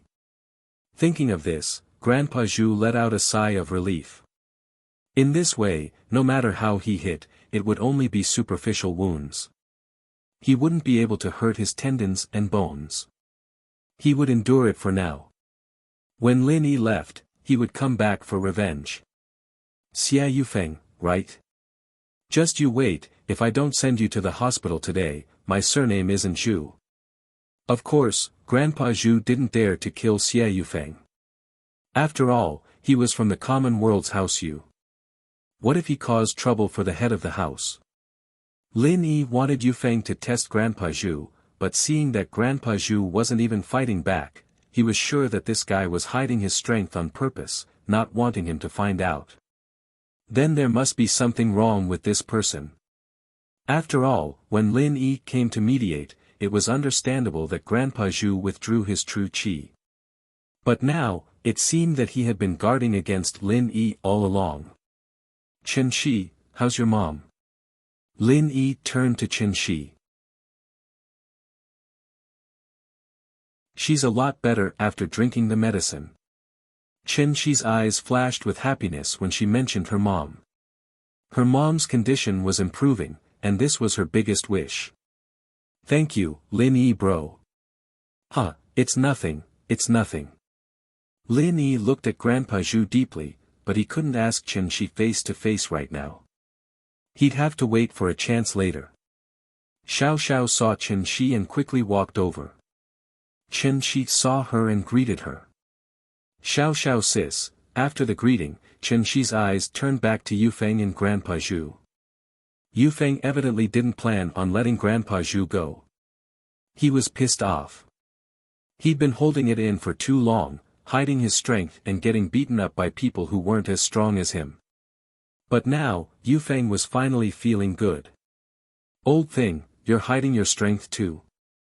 Don't you feel good getting beaten up by someone who's weaker than you? But it didn't matter if Grandpa Zhu felt good or not. Yu Feng felt really good. It was a sense of accomplishment that he'd been holding back for so long. Now, he felt like he'd swapped roles with the person who bullied him. This old man was probably feeling the same way he was before, right? He couldn't use his strength, wah-ha. Yu Feng was getting more and more excited as he fought. He wanted to return all the pain he'd been through to this old man. Xiao Xiao, let's go. Lin Yi didn't want to stay any longer. It didn't matter who this old man was, or if he was good or bad. At least he wasn't hostile towards Chen Shi right now. Lin Yi didn't have to worry about Chen Shi being in danger. He believed that once he left, the situation would change. Yu Feng would go from being the one hitting people to being hit. Lin Yi, why didn't you stop Yu Feng? Xiao Xiao paused. She didn't expect Lin Yi to just leave like that. She was confused. Let's go back. Lin Yi gave Xiao Xiao a look and pulled her back. Xiao Xiao didn't understand what Lin Yi meant, but with Lin Yi's intelligence, there had to be a reason. She didn't say anything and just looked at Chen Shi before leaving with Lin Yi. On the other side, Meng Yao, Yushu, and Tang Yun didn't like Yu Feng beating up an old man, but what surprised them was that Lin Yi didn't care at all. Meng Yao wanted to say something, but Yushu looked at Grandpa Zhu and then at Yufeng. She pulled Meng Yao. Yao Yao, shield bros in the car. Let's go. I want to go home.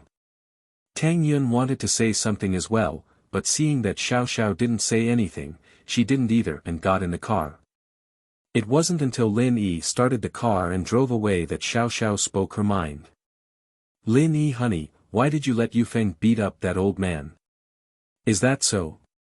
If Yufeng really wanted to, the old man would have been dead already. Lin Yi smiled. Xiao Xiao blinked, not understanding what Lin Yi meant. Yushu, on the other hand, slapped her forehead.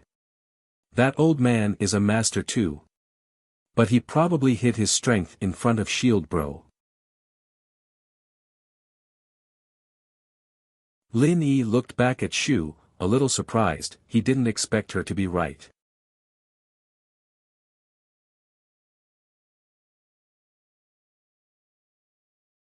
Chapter 1168. The situation reversed. Lin Yi didn't know the reason behind it, but since Yushu didn't want to talk about it, Lin Yi wouldn't proactively ask. After all, it might be related to other people's privacy. Yushu's words made Xiao Xiao pause. She felt that the old man was a bit suspicious, but she didn't think that he was hiding his strength. But now that Yushu said it, it made sense. Before Lin Yi walked over, the old man did force Yufeng to apologize. If it was a normal trash picker, the first thing they would do in front of an arrogant young master like this would be to apologize over and over again. They wouldn't even have the intention to fight back, right? But this old man did, and he was very calm, as if he was very powerful. But after Lin Yi walked over, the situation flipped. The old man withered instantly, turning around and leaving without saying a word. This proved that although the old man was withered, he was still a person with strength. He still had his pride, so even if he left, he wouldn't say anything soft.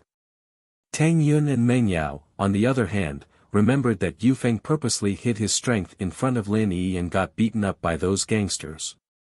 Could it be that today's incident was the same as well? Lin Yi smiled and stopped the car not far away. Shu's right, but right now, it's probably that old man beating Yufeng up, right? Shu brought a complete set of equipment this time. She even brought binoculars with her. So, they took out the binoculars from the trunk and looked at the beach. Sure enough, they saw a shocking scene. Yufeng was having so much fun beating him up that he didn't even notice that Lin Yi had left. He finally found the balance in his heart, and all the frustration he had accumulated over the past few days was finally released. So what if you're a mystic late phase peak? Didn't you still get beaten up by me, a mystic early phase peak? And I didn't even use a bit of chi, I was using my bare fists to beat you up. But it didn't take long for Yufeng to feel as if he was punching a metal block. The next moment, Yufeng realized that the old man was gathering his chi again, and this time, the old man went berserk and sent a palm towards Yufeng. Yufeng was shocked.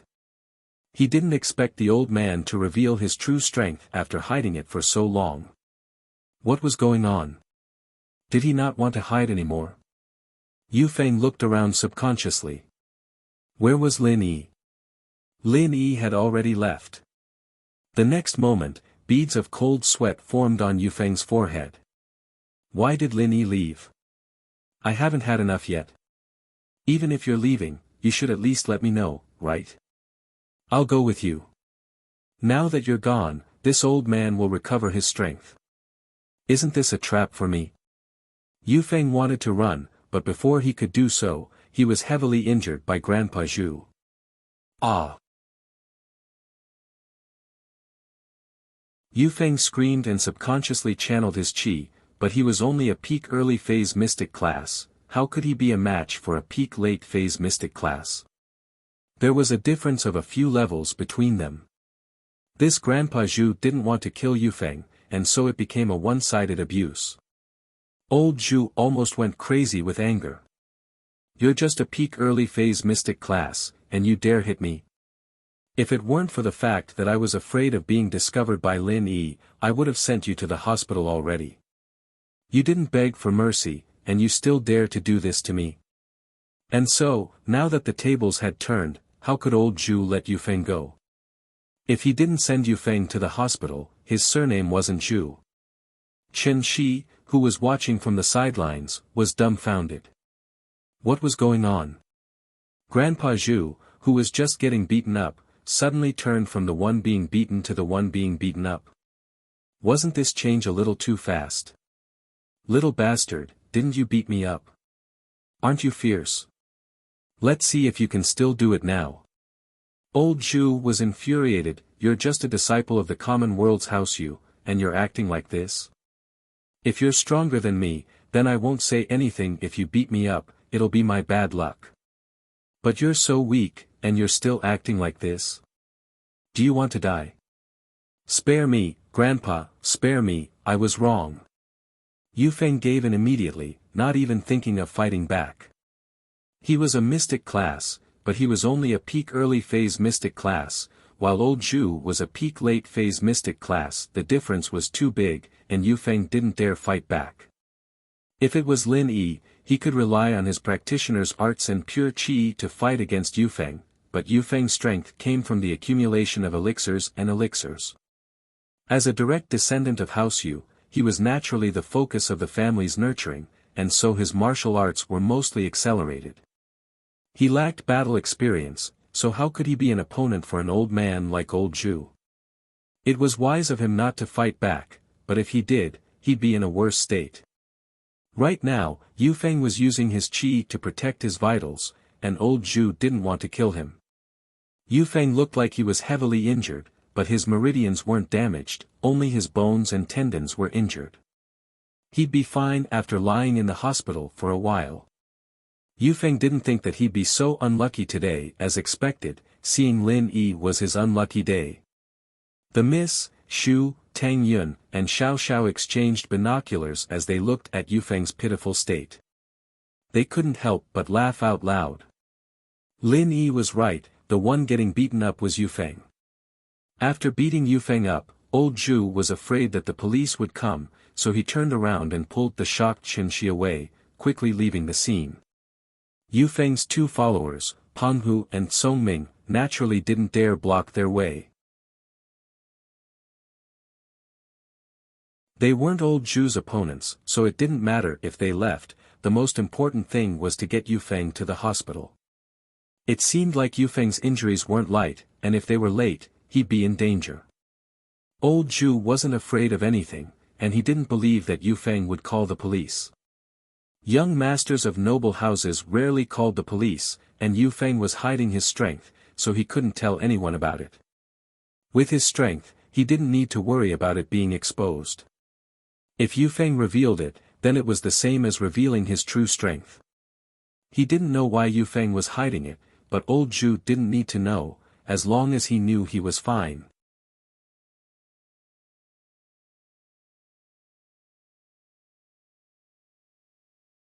Chapter 1169. Who was the fiancé? I see. Chen Shi nodded, not really understanding. Then Grandpa Zhu's kung fu is really strong. And, you need to practice the things I taught you. You'll be like me in the future, a strong person. Grandpa Zhu smiled. I will, Grandpa Zhu, don't worry, I practice every day. Chen Shi nodded enviously. But you have to keep it a secret, don't tell anyone about this, understand? Including your mother and friends. Grandpa Zhu reminded again. And, don't worry, Grandpa Zhu, I won't say anything. You don't want to expose your identity, do you want to be a hidden hero? Chen Shi nodded solemnly. This is related to my enemies, you don't want me to be hunted down, do you? Grandpa Zhu smiled. I see. Chen Shi's pretty face showed worry and determination. Don't worry, Grandpa Zhu, I won't tell anyone about this, not even if you beat me to death. Good girl. Grandpa Zhu patted Chen Shi's shoulder, an almost imperceptible smirk on his face. Oh, I guessed it right, I really am Prophet Shu. Yushu cheered excitedly with the binoculars. Meng Yao and Tang Yun couldn't help but laugh at Yushu's words. As far as they could see, this Xia Yufeng wasn't a good person, and that Grandpa Zhu was suspicious as well. It was a dog-eat-dog thing. Only Lin Yi was thinking. Songshan was a small place like this, and there were so many masters around. Song Ming and Penghu didn't call the cops, but some kind-hearted bystanders called the police. Normally, Ling Shan wouldn't care about a normal brawl like this, but this was a special time, and the missing people were usually the ones who disappeared after a brawl. Ling Shan had told the call center to notify the criminal police if there were any more brawls. Ling Shan didn't dare tarry after hearing about a fight at the beach. She brought her men and rushed to the beach. Ling Shan came to the seaside, naturally, and walked towards the place with the most onlookers. The first thing she saw was the bloodied Xie Yufeng. What happened? Who's the witness? Ling Shan walked over quickly. Li Penghu and Wang Tsongming were stunned. Who called the police? Yufeng didn't want to lose face, so naturally he didn't want to call the cops, especially since his fiancée was a police. He didn't want Ling Shan to know that he got beaten up. That would be too embarrassing. Yufeng knew Ling Shan, but Ling Shan didn't know Yufeng. Penghu and Tsongming didn't know Ling Shan either. Yufeng planned to do a good job today and ask Ling Shan out at night, so Ling Shan didn't even know that this guy in front of her was her fiancé. It's nothing. There's nothing going on here, officer comrade, you can go back. Penghu said. Nothing. Ling Shan paused and pointed at Yufeng. He's beaten up like this, and you're saying he's fine. Did you beat him up? No, this is my boss, but it's just a small injury. It's not a big deal, we'll go to the hospital ourselves later, we don't need to alert the police. Song Ming said with a smile as he walked over. This little girl is quite pretty, huh? But she looked like a trainee police officer, and should be easy to talk to. Song Ming said in a nice tone. Small injury. How is this a small injury? The attacker is a threat to the public, what's going on? Ling Shan felt that there was more to this the more she listened to Song Ming's cover-up. Could it be that this had something to do with the missing people cases? Did the attacker disappear as well? Song Ming and Penghu looked at each other, their faces changing. It seemed like this officer wasn't going to let this go. This was going to be a bit troublesome. It's like this, my boss's fiancé is also a police. My boss lost a fight, and he didn't want to lose face in front of his fiancé, so he didn't want to make a big deal out of it. Officer, since we're all friends, could you let this go? Song Ming hesitated and decided to tell the truth, plus, we're the victims, we'll let this go. You see, his fiancé is also from the police. Who is it? What's her name? Ling Shan frowned. If what Song Ming said was true, then she'd give them some face. He was right, the victim wasn't going to pursue this, so there was no reason for her to hold on to it. My boss's fiancée is called Ling Shan, she's the captain of Songshan's police department. Song Ming said. Wait. Song Ming and Penghu didn't know who Ling Shan was, but how could Yufeng not know? He'd been studying the information his father had given him about Ling Shan, and he'd seen her picture a couple of times. How could he not recognize her now that she was right in front of him? He'd been covering his face and squatting on the ground because he was afraid that Ling Shan would recognize him, that'd be too embarrassing. Who knew that Song Ming and Penghu would spill his guide? How was he supposed to live? However, when he wanted to stop him, he couldn't. In the end, he was a step too late, and Song Ming Wang said it out loud. Yufeng covered his face, speechless. Wah! Ling Shan's eyes went wide, as if she'd seen a ghost. You're saying his fiancée is called Ling Shan? The captain of Songshan's police department? Yeah. Song Ming's heart was pounding as well, but he'd already said it, and he couldn't go back on it. He didn't know what was going on, but he could only nod. I'm Ling Shan, but I don't know him.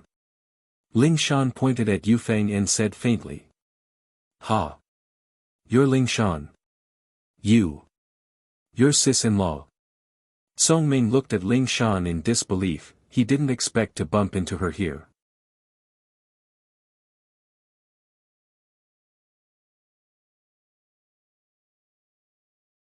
Chapter 1170.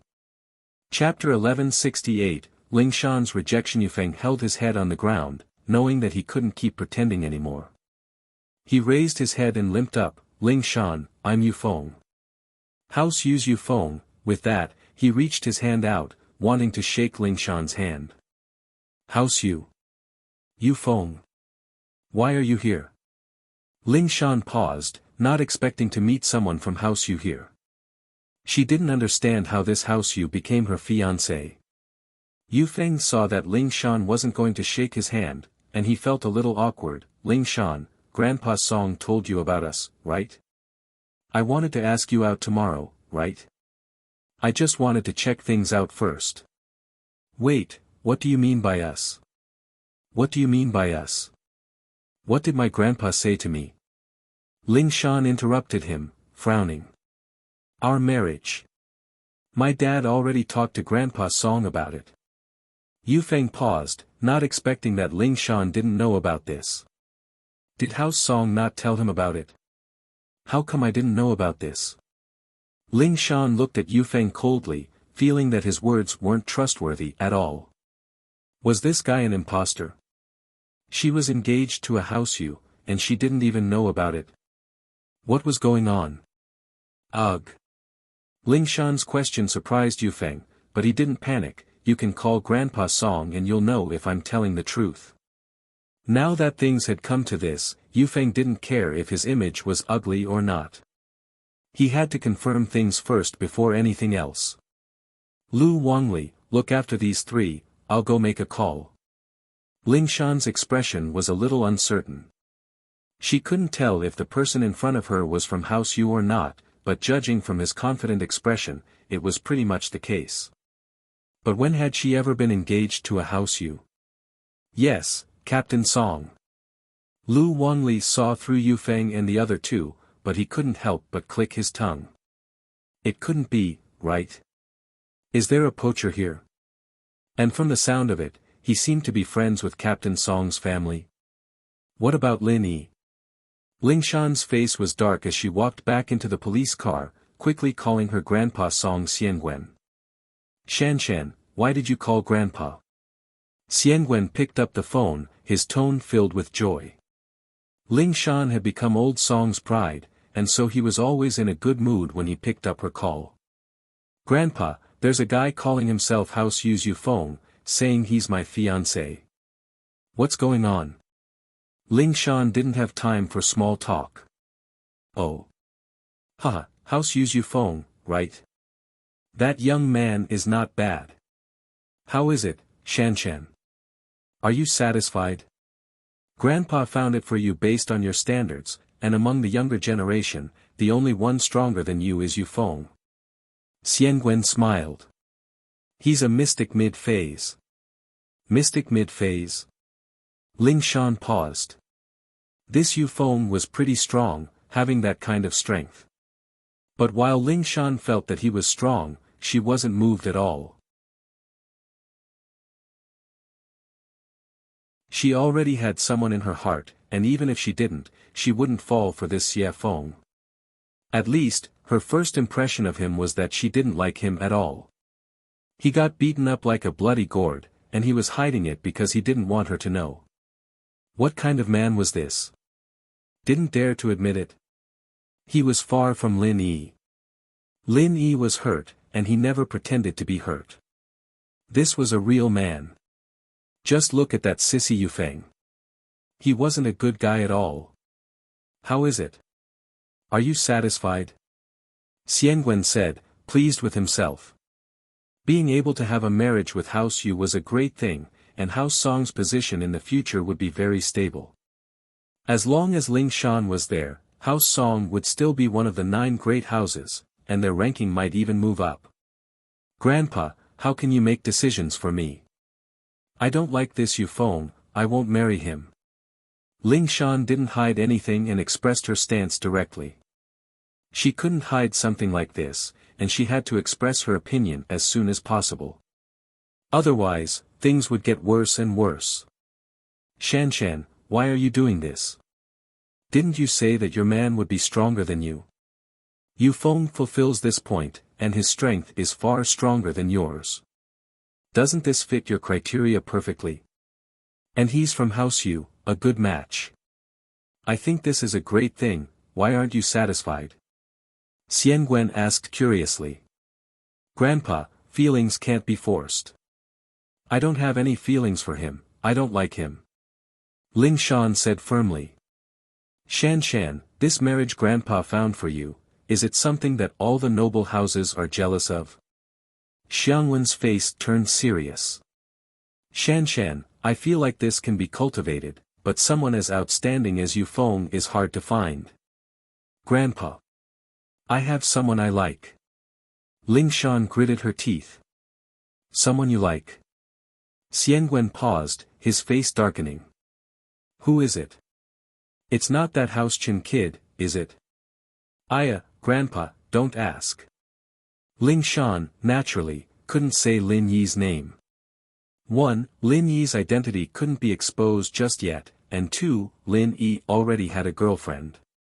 She couldn't just tell her grandpa that she wanted to be Lin Yi's mistress, could she? No matter what, this was decided by me and the head of House Yu, Yufeng's father, Yu Shuixing. It can't be changed, unless that House Chin kid can force Yufeng to back out, but that's obviously impossible. Xiangwen said faintly. Shanshan, I hope you won't be stubborn, and don't forget your persistence. Alright, I won't say any more. You take care of it yourself, this is decided. Grandpa. Ling Shan looked at the phone in her hand, furious. What was wrong with her grandpa, who always loved her, this time? Was the family's benefit that important? Was House Yu that good? She sighed, but she wasn't too worried. So what if it was House Yu? Didn't Lin Yi kill one and injure another? Ling Shan believed that if Lin Yi really cared about her, he wouldn't let her marry House Yu, but she wasn't sure yet.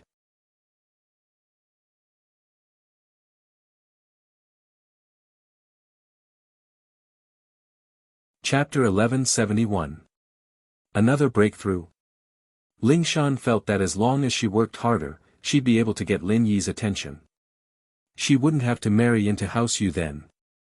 As for House Yu, it seemed like she'd have to deal with it for a while. Ling Shan looked like she had a big chest and no brain, but that wasn't the case. Before Lin Yi truly accepted her, she wouldn't bring up Lin Yi. Otherwise, if Lin Yi didn't care about her, things would get out of hand. She got out of the car and walked over to Yufeng with a dark face. Ling Shan, did you ask Grandpa Song? Yufeng asked confidently. I did, but he didn't say I'm your fiancé. He just asked us to see if we're compatible. Ling Shan said faintly. It wasn't that she was trying to trick Yufeng, but this was how noble houses usually got engaged.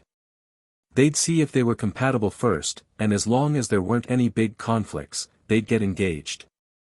Of course, if there really was a huge conflict and they couldn't mediate, they could still cancel the engagement. But that wouldn't look good for the two houses' reputation. So, seeing if they were compatible was just a break-in period. Everyone knew that this was pretty much set in stone. Naturally, but they're pretty much the same. Yufeng said with a smile. He realized that Ling Shan was even better looking in person, more attractive. Big breasts, a nice body, a stunning face, and a uniform. Yufeng thought to himself that he'd hit the jackpot. Marrying such a wife would also be pleasing to the eyes. But my first impression of you isn't very good, very bad, Ling Shan said faintly as she looked at Yufeng before turning to Lu Wangli. Let's go. Since Yufeng was from House Yu, Ling Shan naturally wouldn't care about this anymore. If he didn't want to call the cops, then so be it, she'd done what she could. Ling Shan was smart, too, pointing out that she didn't have a good impression of Yufeng. That way, she'd have some leeway.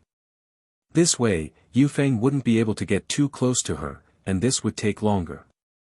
Ling Shan was confident that she could make Lin Yi fall in love with her, and this way, she could reject Yufeng. He believed that a master like Lin Yi wouldn't be any weaker than Xia Yufeng in front of his grandpa. While Lin Yi didn't have Xia Yufeng's family background, Lin Yi had something that Xia Yufeng didn't.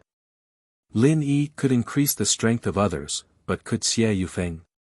I believe grandfather will know who is the most important person to the family. If Lin Yi could raise his brother's strength to the peak late phase of the golden class, then House Song would be invincible.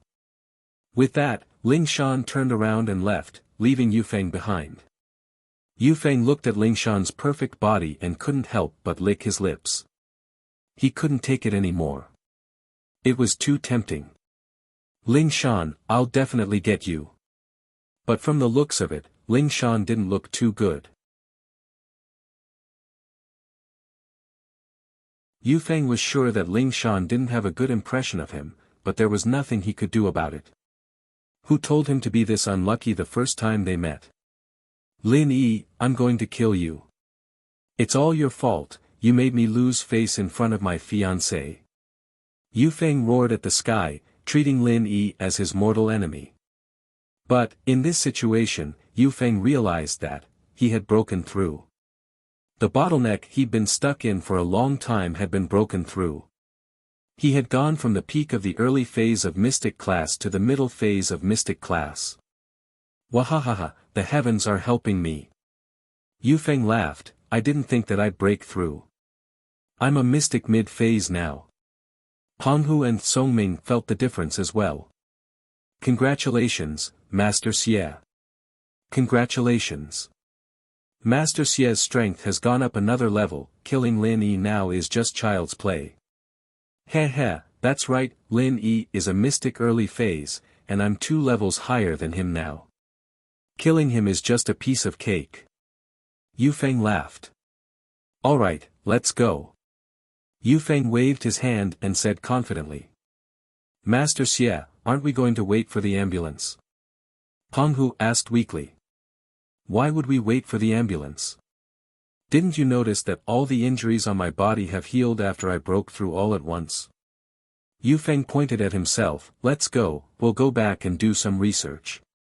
I'll ask Ling Shan out tomorrow. Yufeng got a blessing in disguise, he got beaten up by old Zhu and broke through. This was something Lin Yi didn't expect. Sometimes, martial arts was just that mysterious. He hadn't broken through for a long time, but now, he was a one-sided punching bag, getting beaten up a few times. Under this pressure, he suddenly exploded and broke through. This couldn't be considered a coincidence. Yufeng got in the car and called his old man Shuixing, pleased with himself. Dad, it's me, Yufeng. Yufeng's tone wasn't without pride, I saw Ling Shan today, she's a beauty, I like her a lot.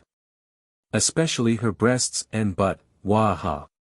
Shuixing frowned, what was wrong with his son today? Why was he talking so flippantly? Shuixing knew that Yufeng was like this in school, but in front of his father, he acted like a good boy. Did he drink too much today? Yufeng, what's wrong with you? What nonsense are you talking about?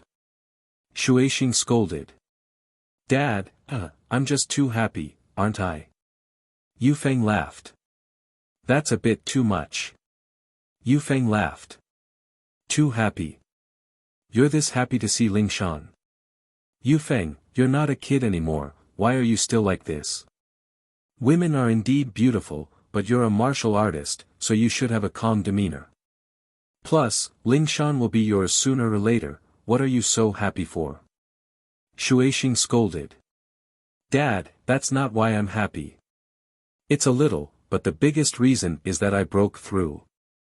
Dad, I'm a mystic mid-phase peak now. Wahahaha. Yufeng said happily. What? You broke through. You're a mystic mid-phase.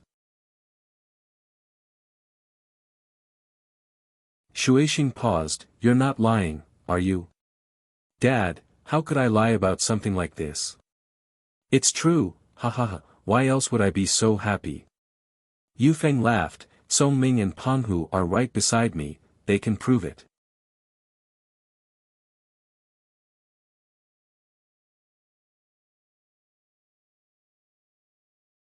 Chapter 1172. Chapter 1170, Arrogant Go Huli, Part 1, Dad, how could I lie about something like this? It's true, ha ha ha, why else would I be so happy? Yu Feng laughed. Song Ming and Panghu are right beside me, they can prove it. God bless our house Yu. That's great news. You're so young, and you're already a mystic mid-phase, you're a genius even in the hidden houses. Shuixing sighed. Heh heh, it's alright. Yu Feng said proudly. Here, I'll contact the hidden house Yu. You're so young and you have potential, they'll probably give us some benefits. If they give you a pill or two, you'll be able to become an Earth class and join a hidden house. It wouldn't be hard at all. At that time, our house you would be able to achieve glory. Shuixing said excitedly. You're such a young Earth class, you'll definitely be a reserve for the Sky class. Waha, perhaps our common house you will be able to produce a Sky class, entering the core of the Wulin world. Dad, don't worry, I've pretty much figured out how to level up. I'll test it out after a while, and if it works, then my leveling will be much smoother. Yu Feng felt that his leveling up this time wasn't a coincidence. There was a pattern to it. He'd been suppressing himself for a while now, and after beating up old Zhu, he'd felt extremely refreshed, as if he'd been suppressing himself for a long time before exploding. It was like leveling up to a certain point, and then it'd be released. And so, Yu Feng thought, could this be the secret to his leveling up? The whole leveling process was torture, suppression, rage, exploding, torture, suppression, and then breakthrough. He felt that this was a pattern, and as long as he grasped it, he'd be able to level up quickly. Oh. Really? That's great, son, you're a genius. Shuixing was so excited that he didn't know what to do. His son was a genius, understanding the rules of leveling up. He was a genius.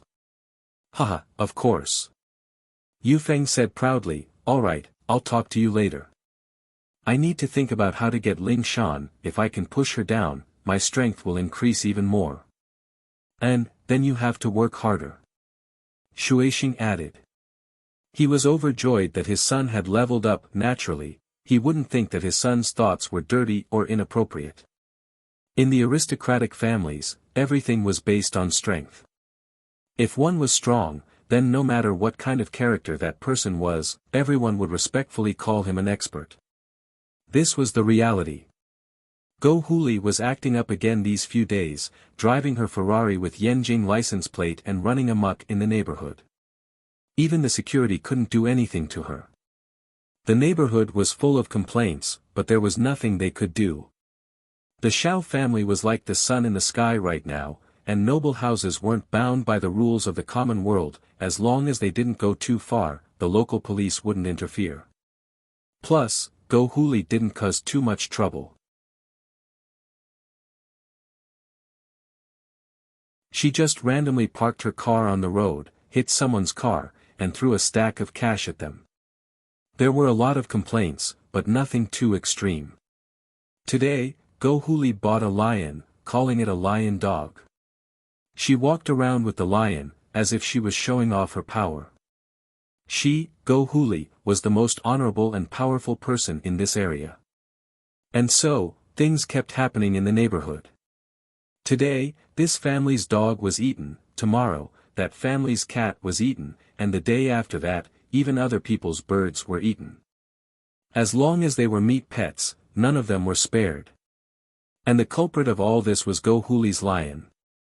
The lion was chained up, and without Go Huli's permission, it wouldn't be able to run out and eat this and that. So, many residents were unhappy. Although they were all rich and didn't lack money, they had to demand an explanation if their pets were eaten, right? Plus, most of the cats and dogs had been raised for many years, and they had feelings for them.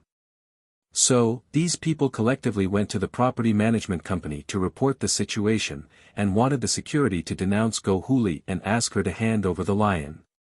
The security guard was in a difficult position. The Shao family was like the sun in the sky recently, and many important people came looking for the Shao family.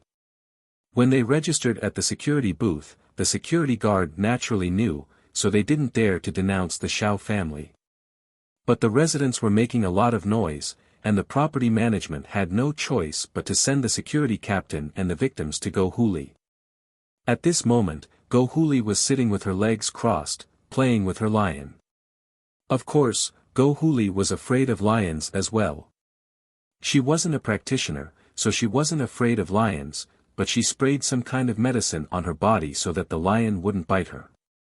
And Go Huli was someone who liked to show off, so she made a lion to show off. Hearing the doorbell, Go Huli walked out and opened the door. She frowned as soon as she saw the security captain and a large group of residents. She knew why they were here. "What are you guys doing here? What's wrong?" Go Huli shook her wrist, and the lion ran over, opening its bloody mouth at the security captain. Roar, wah. The security captain jumped and subconsciously took a few steps back, wiping the sweat off his forehead. He was very afraid of this lion. His face turned ugly. Ms. Go. Look, can you tell it to back off a little, what? Aren't you the security captain? You're afraid of dogs. Who do you think you're going to protect? Do you still want the property management fees next year? Go Huli was very arrogant. But Ms. Go, this is a lion, not a dog. The security captain said carefully to Go Huli. Who said it's not a dog? It's a dog, a lion dog, are you blind? Go Huli rolled her eyes.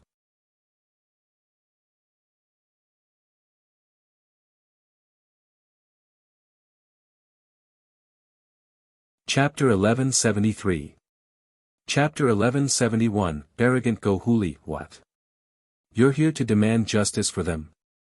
So you're here for the will of heaven? Go Huli smiled coldly. So what if my Pekingese ate it? I'll pay them however much it costs, I don't lack money. Tell me, how much? Madam Go, you see, the people who live in the villa area don't lack money. Don't you think it's inappropriate for you to do this? Besides, your Pekingese is very dangerous. What if it bites a child? The captain of the security team asked carefully. Bites? It hasn't bitten yet, has it? Aren't you worrying for nothing? Why aren't you worried about the sky falling down? Go Huli rolled her eyes and scolded angrily, get lost. Go to the side and don't cause trouble here. Tell me how much you want, I'm busy. Isn't this too overbearing? Yeah, this woman doesn't listen to reason. It's like she's bullying people. The owners who came to demand justice couldn't stand it anymore. They all started scolding Go Huli. But Go Huli sneered in disdain, glaring at the troublemakers. What? You don't like it? I'm overbearing, I'm unreasonable, I'm a bully. Shao family is just that overbearing, what do you want? That. The crowd was annoyed by Go Huli's arrogant words. Wasn't she being too unreasonable? How could she be like this? But Go Huli's words reminded them that Shao family was the wife of the Shao family's head. Not many people knew about the Shao family before. It could be said that the Shao family moved into this neighborhood, and no one noticed. But these days, it was different. These people were all in the business world. Even if they weren't, they had their own connections and knew about the Shao family. During this period, the Shao family's name could be said to be resounding in the business world. Moreover, everyone also vaguely knew the identity of the Shao family. They were one of the aristocratic families, a giant existence. After hearing all kinds of legends about how powerful the aristocratic families were, these people also retreated a little. However, after all, they had only heard of it and had never experienced it for themselves. Their pets couldn't die in vain, right? Therefore, these people decided to wait and see first. Go Huli saw that these people didn't leave and was furious. She pointed at the lion in her hand, "Lion dog, go chase them away. Let's see who dares to make noise in front of my door." Roar. The lion ran 2 steps towards the door and roared at the guards at the door. Those who came to punish Go Huli were also scared at this moment. After all, who dared to compete with a lion? Thinking of the wealth and power of the Shao family, they could only sigh and accept their bad luck as they left the entrance of the Shao family's villa. Since the owner had left, there was no need for the security captain to stay. Although he wanted to dissuade Go Huli, with how arrogant she was, she obviously wouldn't listen to advice easily. He shook his head and left. Go Huli humped proudly and closed the door with the lion. She felt like she was the boss of the district, leading a lion wherever she went and no one dared to mess with her. And, this villa should be cleaned. Go Huli looked at the dust in the corner of the villa and said. Before, when Go Huli moved in, she wanted to find someone to clean the villa. She wanted to hire a housekeeper, but when she saw Mengyao and Yushu, she wanted to make them do hard labor. That was why this series of trouble happened. Ever since Go Huli caused trouble, the Shao family didn't have the mood to find someone to clean the villa. Now that the Shao family had turned the situation around, they were busy with the guests and didn't think of finding someone to clean the villa. Only now did Go Huli think of this. These 2 days, Gooden had been staying at Yuan's house, waiting for Xiaoke to send him money. Even if she didn't send him money, she should at least send him the address. But Xiaoke was nowhere to be seen. These 2 days, Gooden would go to the train station after work, but there was still no sign of Xiaoke. At the same time, Gooden realized that he had been tricked. This liar, she was pissing him off. Gooden thought that he would teach her a lesson the next time he saw her. But now, as anxious as he was, there was nothing he could do. He didn't know Lin Yi's address, and he didn't know Lin Yi's phone number. He wanted to call back to the village, but he didn't know Widow Wang's number, and he didn't know old Lin's number. This was a black mark for a youth who had never left the village. He didn't need to remember phone numbers before, and he could find people by shouting. With a megaphone, who wouldn't be able to find someone? But now, no matter how megaphone he used, he couldn't let everyone in the city hear him. Songshan was too big. And so, Gooden could only work for Yuren's shop. Luckily, Yuren's family took good care of him, especially Yuan. Gooden didn't want to leave. Although they got the money from Scorpion, Yuren's family didn't give up on their work. They were hard-working people, and this money was used to buy a house and expand the shop. It was like trying to put out a fire with a cup of water. And so, Yuan continued to work at the burger shop, and Yuren continued to run the shop. Mrs. Yu continued to work as a housekeeper, and Gooden continued to help out at the shop. Mrs. Yu was very happy today. The housekeeping company gave her a big job, cleaning a villa. If she did this job well, she'd get a few thousand. Naturally, she was very happy. And so, she happily went to get the tools and went to the villa according to the housekeeping company's address. Before going to work, Mrs. Yu even called Yuan and Yuren. The father and daughter were very happy when they heard about it.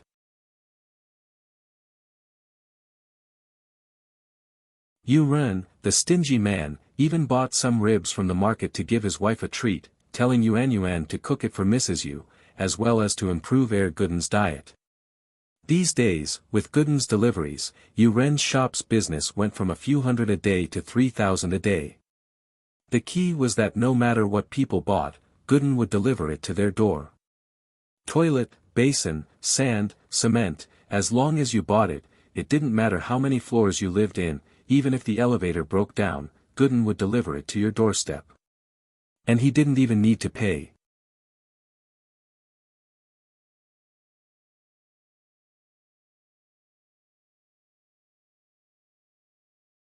Chapter 1174. Something happened. Yuren, on the other hand, used the money Scorpion gave him to buy large quantities of plumbing and fittings, and the business was getting better and better. And so, the more Yuren looked at Gooden, the more he liked him. This guy was his lucky star. If he became his son-in-law, it'd be a great thing. When the time came, he and Gooden would make the shop big, and with a door god like Gooden there, all the gangsters would be nothing. No matter how many there were, they'd be no match for him. Their days would be great. Yuan, are the ribs ready? Let Gooden eat some first, he's been doing heavy work the whole day, it's quite tiring. Yuren said. Okay. Yuan replied obediently and went to get a rib for Gooden. Zhou Jiaming, here, Yuren called him Gooden, but naturally, Yuan wouldn't call him that.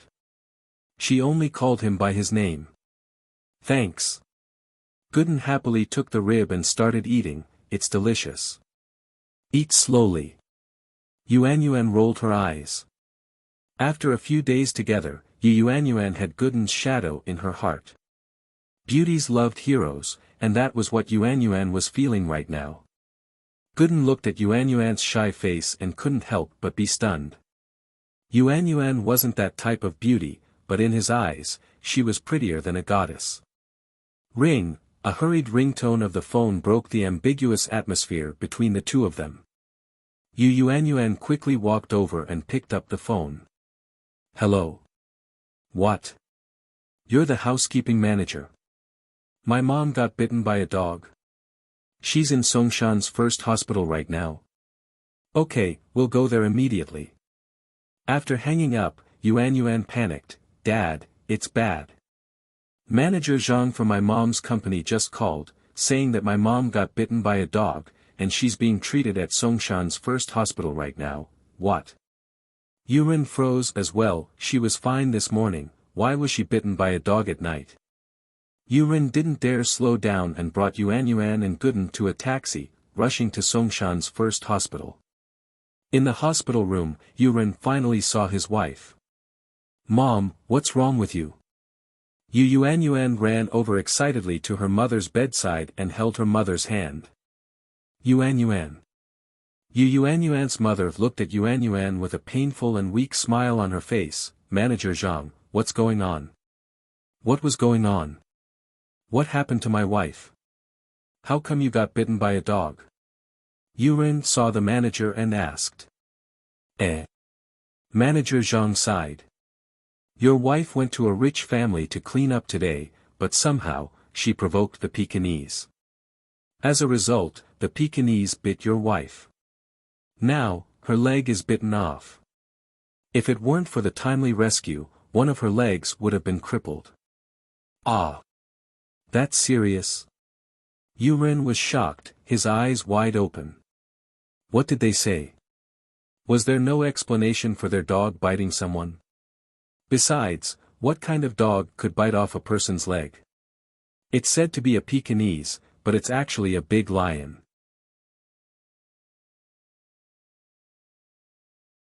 Manager Zhang said helplessly, the doctor said that this wasn't a dog bite at all.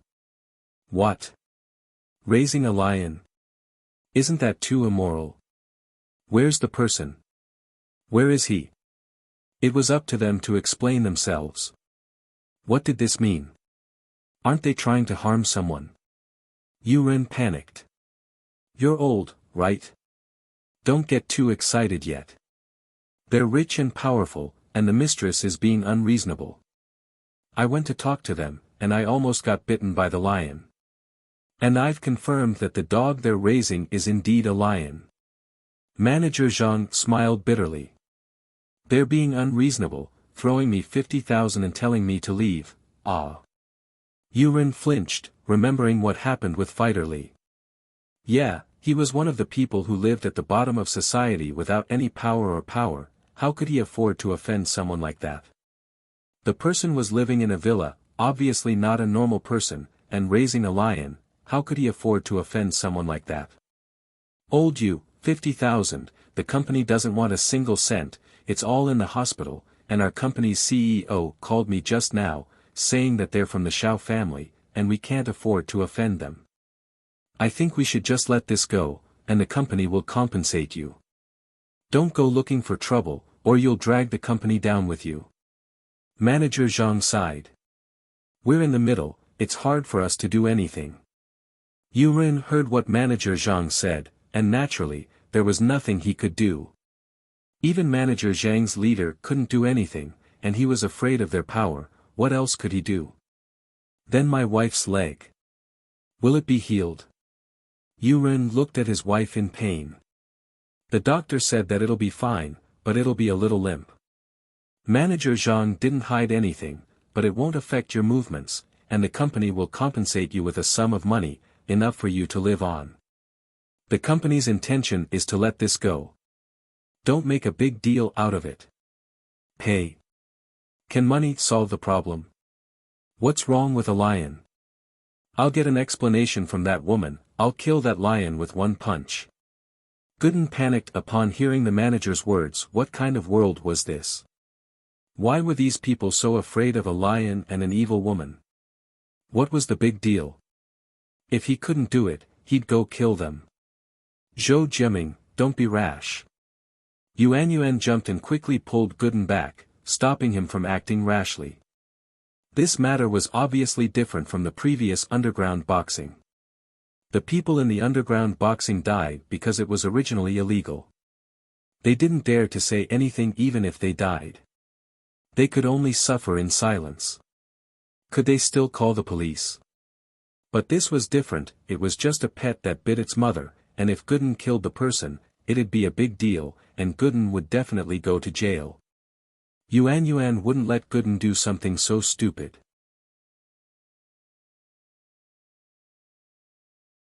And so, Yuan kept signaling Gooden with her eyes, telling him not to be rash. Gooden was an honest man, but he wasn't stupid. Seeing Yuan's eyes, he shut his mouth, but the anger on his face didn't go away. Manager Zhang looked at Gooden and shook his head. Where did this idiot come from? Was he Yuren's relative or son-in-law? Why was he so brainless? And he wanted to kill the person. Don't get bitten by the lion again.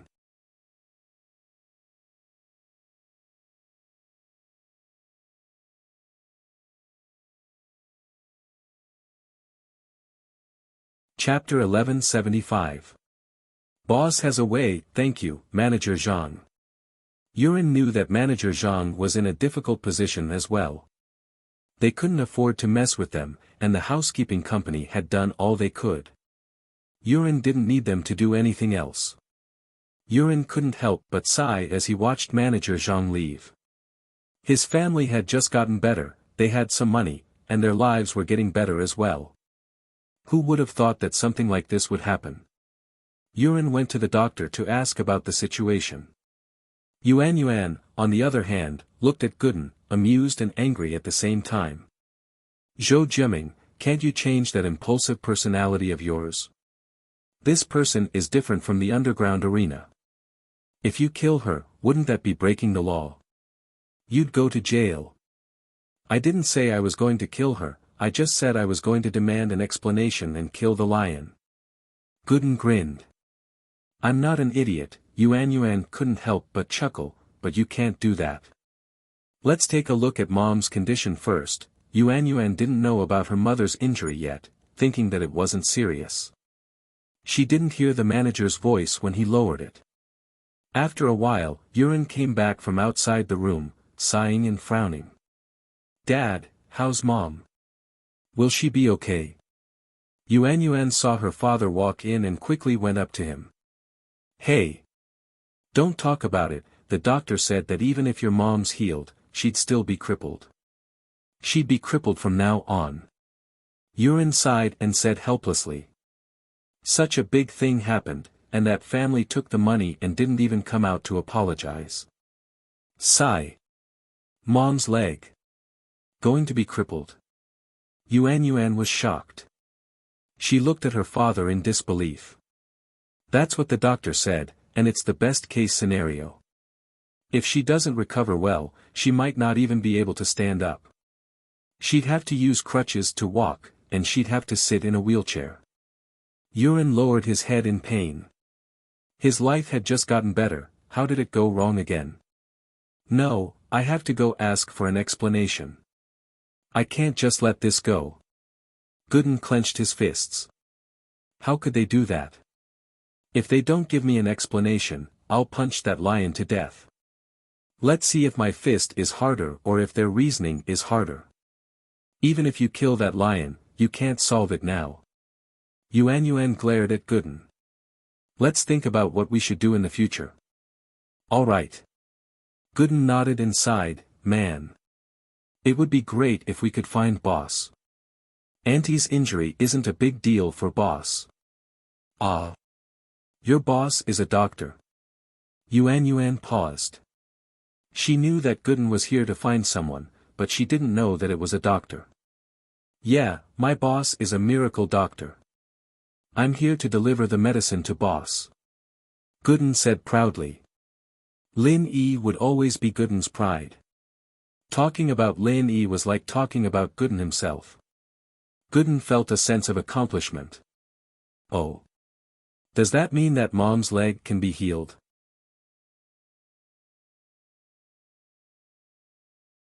Yuan was shocked and overjoyed. From what she could see, Gooden wasn't the type of person to boast. She did think so when they first met, but Gooden's actions proved that he wasn't just boasting. He said he would kill Fighter Lee, and he really did. This proved that Gooden was a very practical person. Yes, of course. As long as we find Boss, everything will be fine. Gooden smiled. You don't have to worry about that. Phew.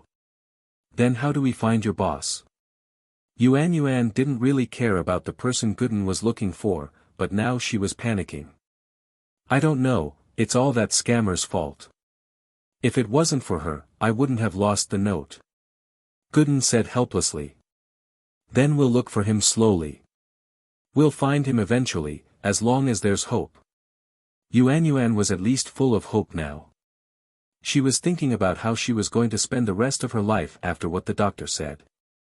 Now that there was a chance to change things, she was naturally happy. Then I'll go find that tyrannical family first and demand justice. Gooden nodded. That's not a rush. Yuan knew that Gooden was strong, but some things couldn't be rushed. Who knew if they'd come tomorrow? Let's wait. If that family doesn't show up again, we'll go find them. But try not to get into a conflict, we're just asking for justice, all right?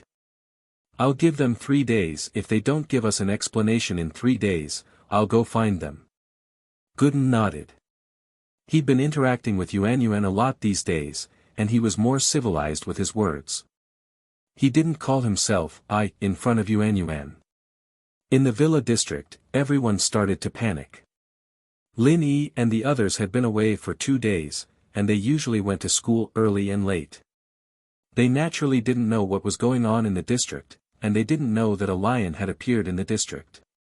Go Huli, on the other hand, was still walking around the district with the lion. The residents all knew how domineering she was, and they knew that she had a powerful background. They didn't dare mess with her. They couldn't mess with her, but they could hide. So wherever Go Huli appeared, people would all avoid her, especially the lion in her hand. Of course, acting cool in front of normal people didn't give her any sense of accomplishment anymore. What she wanted the most was to act cool in front of Meng Yao, Yushu, and Lin Yi. The Xiao family had been snubbed by House Chu before, and they still hadn't gotten their revenge yet. And so Go Huli had been looking for a chance to cause trouble for House Chu these 2 days, but every time she went to Meng Yao's villa, all she saw was the locked gate and the dark villa. There was no one inside. This made Go Huli depressed.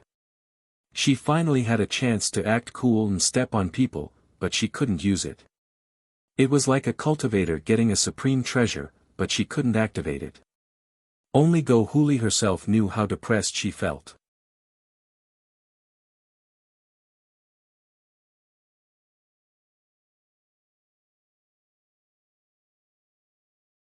Chapter 1176. Performing a circus. Meng Yao had obviously returned. Their car was parked in front of the villa, and the lights in the villa were turned on and a few windows were opened. Huli was overjoyed.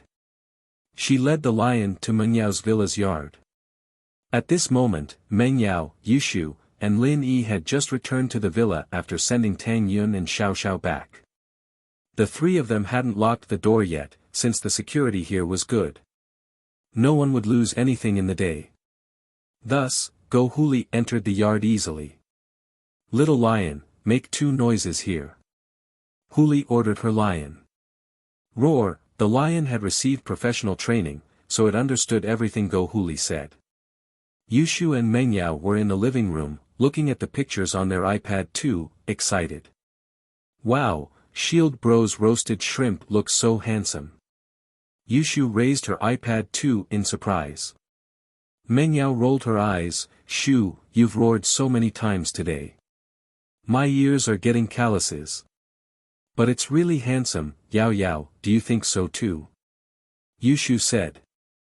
"Nope," Menyao said faintly, "I'm not Tang Yun or Feng Xiao Xiao, why would I care about Lin Yi?" Oh, Yushu didn't say anything after seeing Menyao's cold attitude and continued looking at the pictures.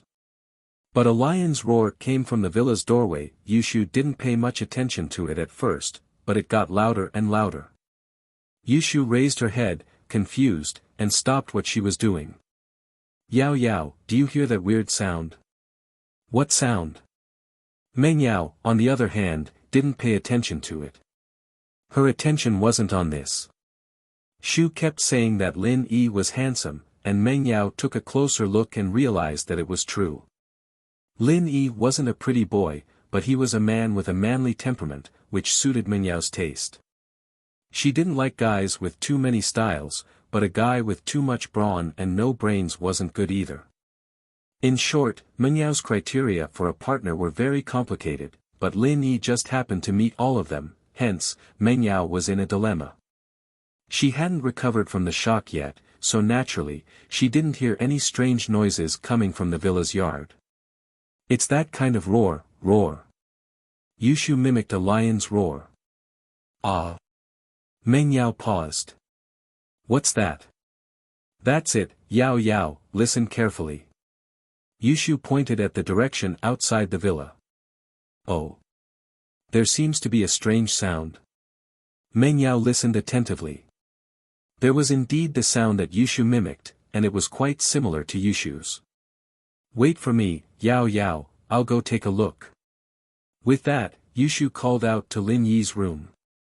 "Shield Bro, come protect me. Lin Yi's taking a shower."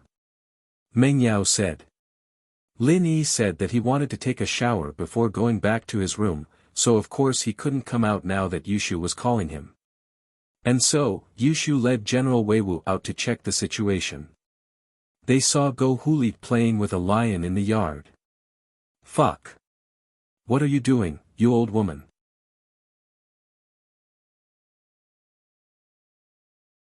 Yushu's eyes widened as she looked at Go Huli in disbelief. "Are you putting on a circus here?" "Wah. You little bastard." Go Huli froze. She didn't think that her lion would be treated as a circus clown by Yushu. She raged, "Who is this old woman scolding?" After saying that, Go Huli looked at Yushu proudly. This was Yang Guo's trump card in Jin Yong's novels. She didn't think that Go Huli would be able to use it so easily. After saying that, she waited for Yushu to fall into her trap. "This old woman is standing in front of me, scolding me." Yushu continued innocently. "You old woman, you're the little bastard, you're the old bastard." Wah! Go Huli was furious after hearing Yushu's words. This girl didn't respond to her like she expected, and instead, she scolded her back. If she called her a little bastard again, wouldn't that mean that she was admitting that she was an old woman? With that thought, Go Huli humphed coldly. "You have a sharp tongue, I won't talk to you anymore. Little lion, teach this girl a lesson." "Awoo!" The lion in Go Huli's hand roared at Yushu. "Lion?" Yushu blinked, not scared at all. She looked at the lion in Go Huli's hand curiously.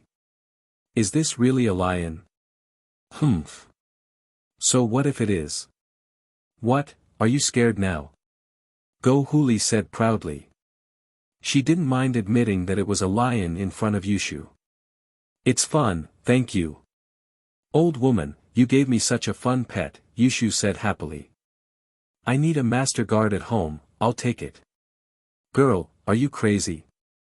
I'm here to teach you a lesson, you think I'm giving you a lion? Is there something wrong with your IQ?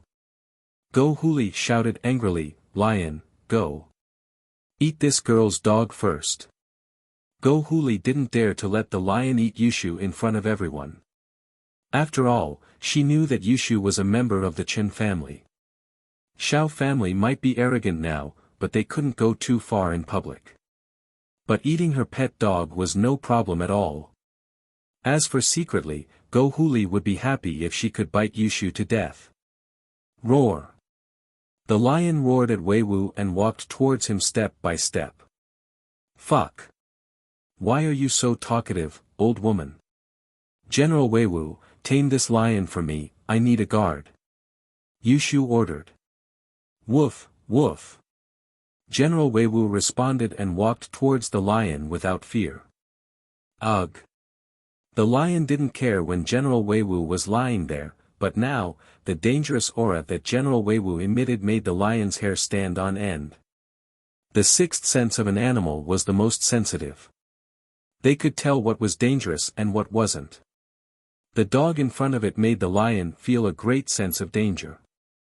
It was the king of the grassland, but facing a murderous dog like this, the lion still retreated a little.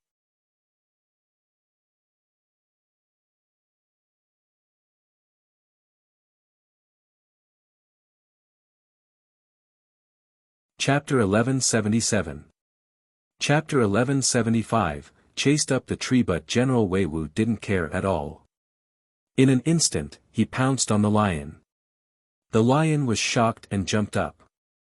It waved its front paw at General Weiwu, wanting to slap General Weiwu to the ground.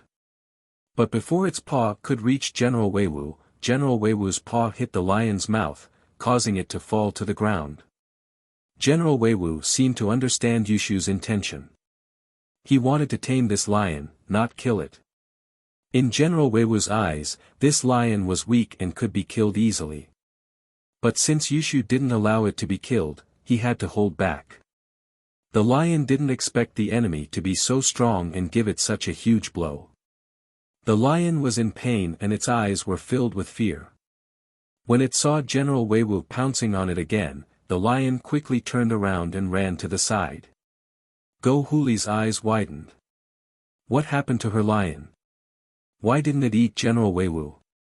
Why did it run away as if it saw something scary? Little lion, come back. What are you doing? Hurry up and eat this dog for me. Go Huli panicked. She came here to use the lion to teach Yushu and the others a lesson. She didn't think that the lion would run away before she could teach them a lesson. However, the obedient lion didn't care about Go Huli's words at all. It just kept running forward. But how could it be as fast as General Weiwu? In desperation, the lion saw a tree in the courtyard of the villa. So the lion gritted its teeth and jumped onto the tree. A lion can climb a tree?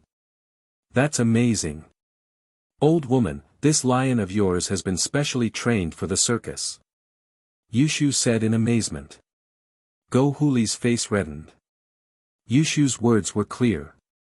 She was calling her a clown in the circus, playing with the lion.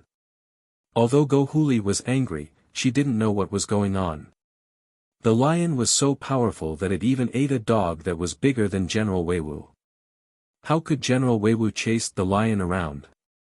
After the lion climbed up the tree, it hugged the trunk tightly and didn't dare to come down. It was even shivering on top of the tree. General Weiwu, on the other hand, wasn't in a hurry. He squatted down calmly as if he was waiting for the lion to come down. Little lion, come down. Huli panicked and yelled at the lion on the book. But the lion acted as if it didn't hear Go Huli's words and ignored her. Little lion. Huli called again. The lion still had no reaction. It had no intention of coming down. I'm going back to continue looking at the photos. Your lion has become my guard, I'm not going back with you. Go back by yourself. Bye-bye. Yushu waved at Huli and went back into the villa. Only General Weiwu, the lion on the tree, and Go Huli were left alone in the yard. Seeing Yushu go back, Go Huli was dumbfounded. She came here with the lion to act cool, but not only did she fail, the lion didn't come down from the tree, and it didn't listen to her anymore.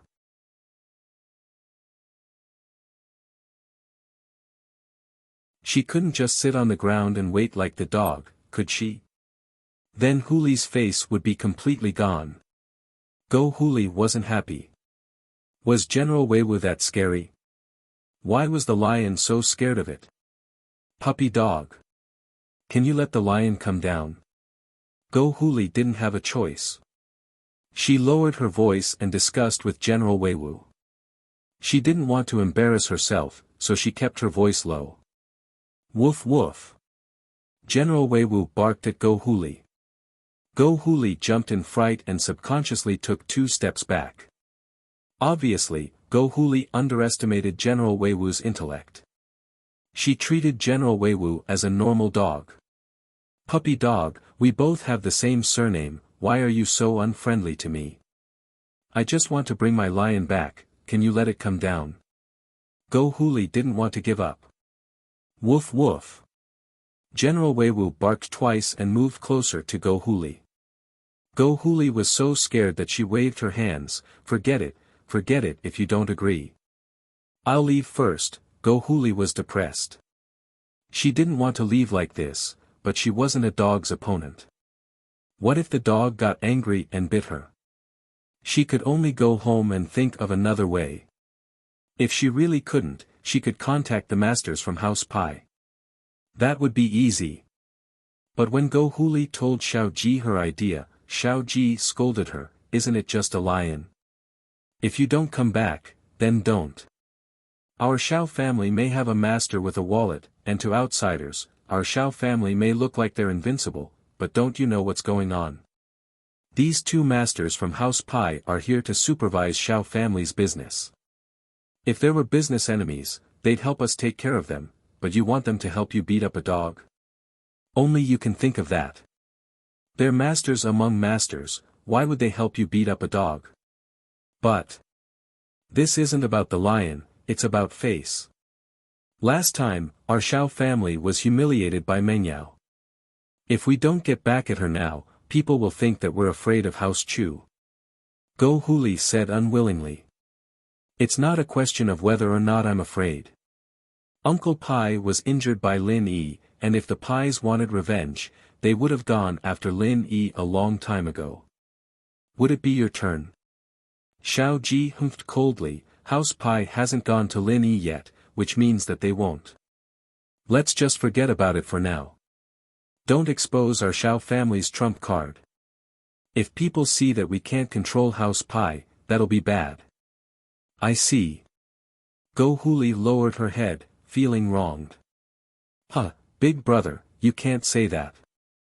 House Pai didn't go to Lin Yi for revenge because Uncle Pai's injury was caused by sister-in-law.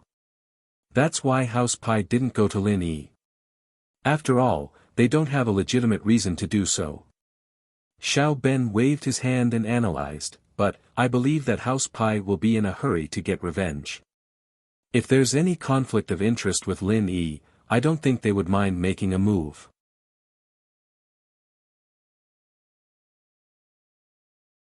In fact, if sister-in-law wants revenge, as long as we create a conflict of interest with Lin Yi or House Chu, I believe that House Pai will be more than happy to help.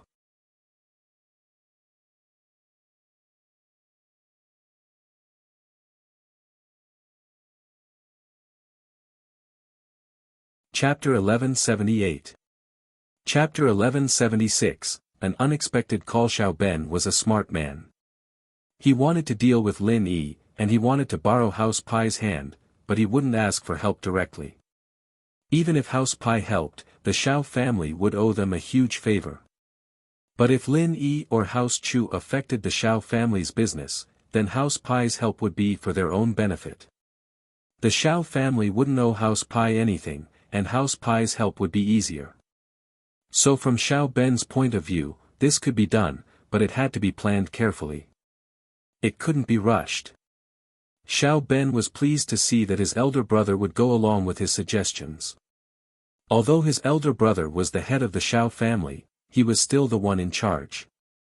In this way, it was no different from him being the head of the family. Xiao Ben nodded, so, we have to plan this. It's best if House Chu can affect our family's benefits. That way, House Pai will definitely make a move for their own benefit. Not bad, then I'll leave this to you, second brother. I'll leave the revenge for your sister-in-law to you as well. Xiao Ji nodded. Then. My lion. Huli was still a little unwilling. If the lion really stayed at House Chu and didn't come back, then Huli would lose all her face. She wouldn't be able to raise her head in this district anymore. She just showed off to the residents in the district, but now she even left the lion in someone else's house. How could she go out in the future? It's just a lion. If you don't want to, then buy another one. If you have the ability, then get it back yourself.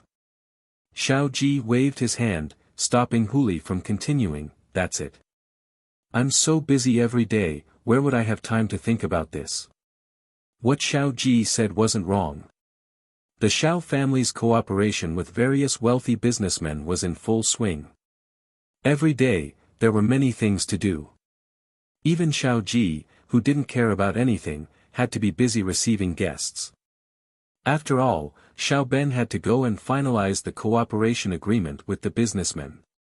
Xiao Ji couldn't do such detailed things, but he could treat people to meals and socialize with them. Hearing Xiao Ji's words, Go Huli knew that there was no way she could ask House Pai for help. She could only think of a way herself. Helplessly, Go Huli could only sneak out at night. The lion persevered on the tree for a while, but it could not hold on any longer. After all, it was a land animal, not a bird. How could it stay on the tree peacefully?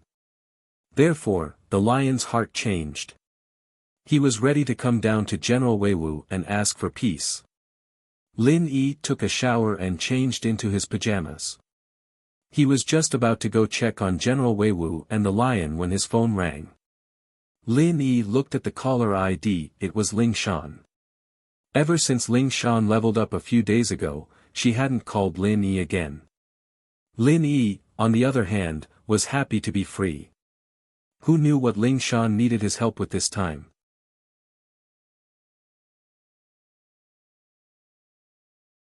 This time, Ling Shan called Lin Yi because she needed his help with something. She had just returned to the police station this afternoon when Yuqian came to visit. Compared to Xie Yufeng, Ling Shan found that Yuqian was more pleasing to the eye. But it was just pleasing to the eye. Compared to Lin Yi, he was still a far cry. Ling Shan remembered a line from a song, "The one who loves me has no regrets for me, but I'm crying for the one I love, my heart breaking." Ling Shan thought that her relationship with Lin Yi would improve after the last level up, but after a few days, Lin Yi still hadn't contacted her. Lin Yi would only call her a limited number of times, and it was always for something. He never called just for the sake of calling. Ling Shan, why do you look so worried? What, you don't welcome me? Yuqian saw Ling Shan sitting in front of her desk with a long face, deep in thought. I told you, call me Officer Song on the job, but you can call me Ling Shan in private. Ling Shan said faintly as she looked at the person who came. Yuqian's face changed slightly, but he said, Ling Shan, we're from noble houses, right? Even if you don't accept my love, there's no need to be so distant, is there? Then what should I do? Act warm to you? Make you misunderstand? Ling Shan said faintly. That's Ling Shan. I admit that I still love you very stubbornly, but I already understand your feelings. If you really marry that person, I'll be relieved, and I'll be happy. I admit that I, Chen Yuqian, am not as good as him. I'm not as good as him now, and I won't be stronger than him in the future. My love for you is buried deep in my heart. I just want to protect you silently. As long as you're happy, I'll be satisfied. I'm calling you Ling Shan, as a big brother, just a little sister. If you don't agree, then I'll call you Officer Song from now on, Yutian said seriously. Ling Shan froze when she heard Yutian's words. She didn't expect Yutian to say something like this so openly.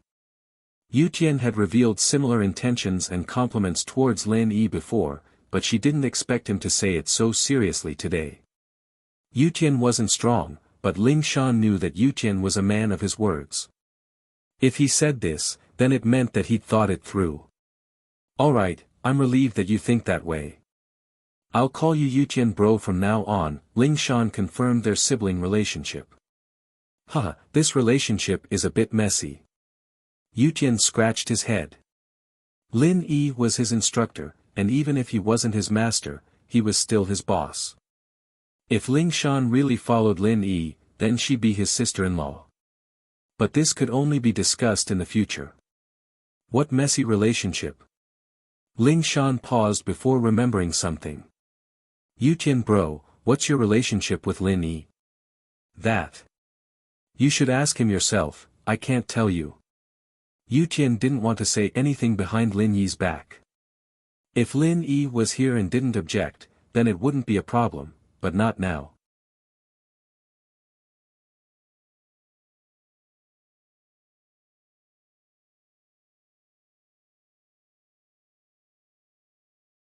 Chapter 1179. Level Up. Of course there is.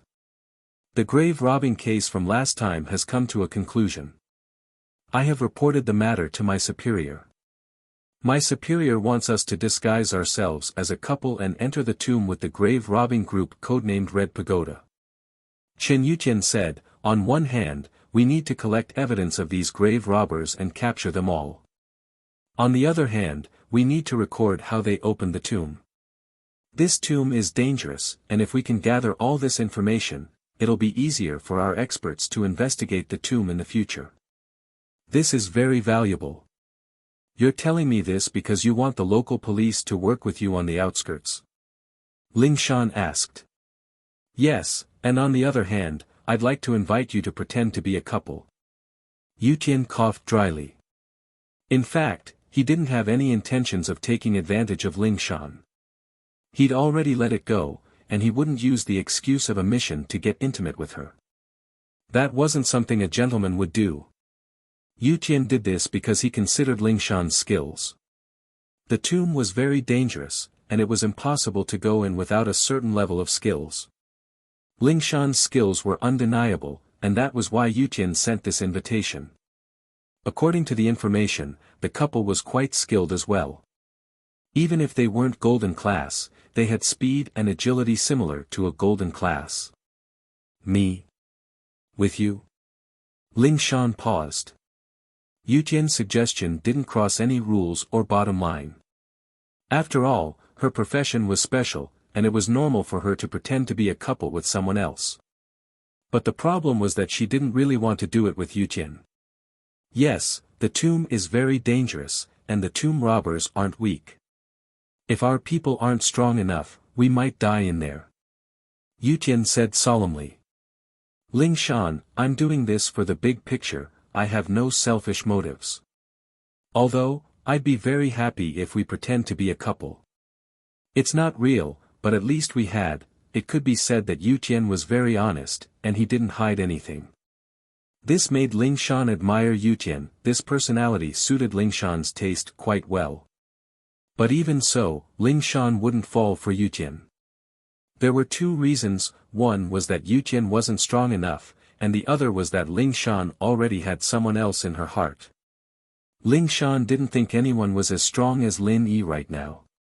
Lin Yi was a little domineering, but Lin Yi really did have some skills. Not only was he brave and resourceful, but he also had medical skills. More importantly, he could level up others. More importantly, although this man was a bit of a playboy, he was not that kind of promiscuous. She had failed to seduce Lin Yi several times, so she should be able to see that Lin Yi was a person who controlled his lower body with emotions and his upper body, not his lower body controlling his upper body. And so the more she thought about it, the more she liked Lin Yi.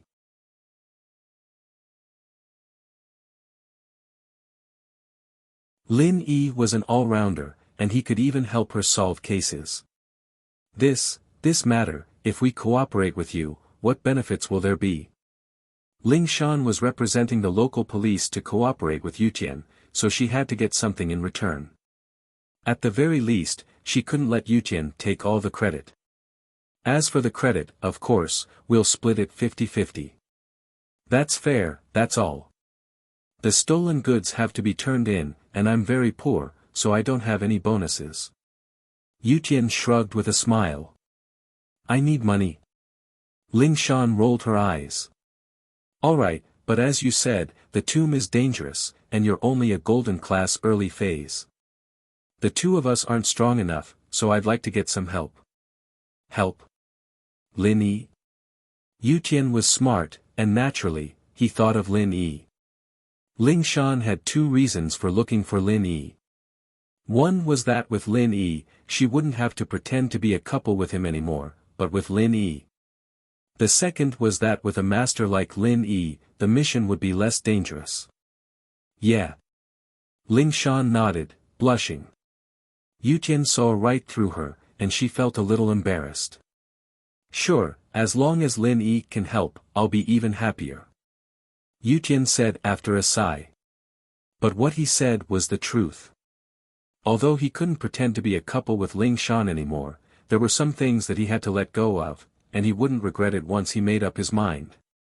But fighting side by side with Lin Yi was Yutian's dream, and now that it had come true, he was naturally happy. With Lin Yi as his helper, the difficulty of this mission would be much lower. Alright, I'll talk to Lin Yi then. Ling Shan nodded. I'll go call Lin Yi. You wait for me outside. Don't worry, I won't eavesdrop. Yutian smiled, but he felt a little sour inside. Ling Shan was calling her lover, after all, and naturally, she wouldn't say it in front of him. And so, Ling Shan went into the resting room and called Lin Yi. What's up? Lin Yi picked up. Miss Dummy misses you, can't I give you a call? Ling Shan wasn't too happy with Lin Yi's formal voice. Miss me? Why don't you miss me when you're not busy?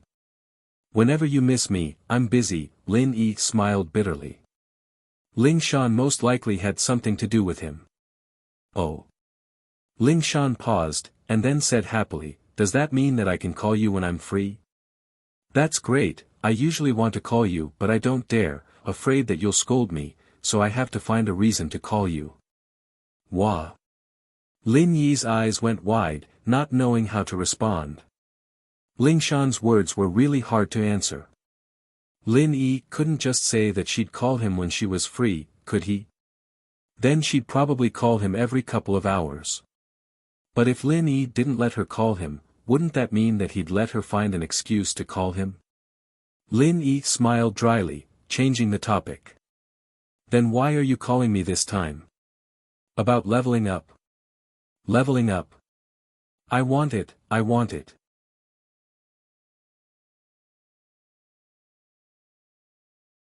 Ling Shan narrowed her eyes, thinking of a prank again. When will you give it to me, I really want it. Good man.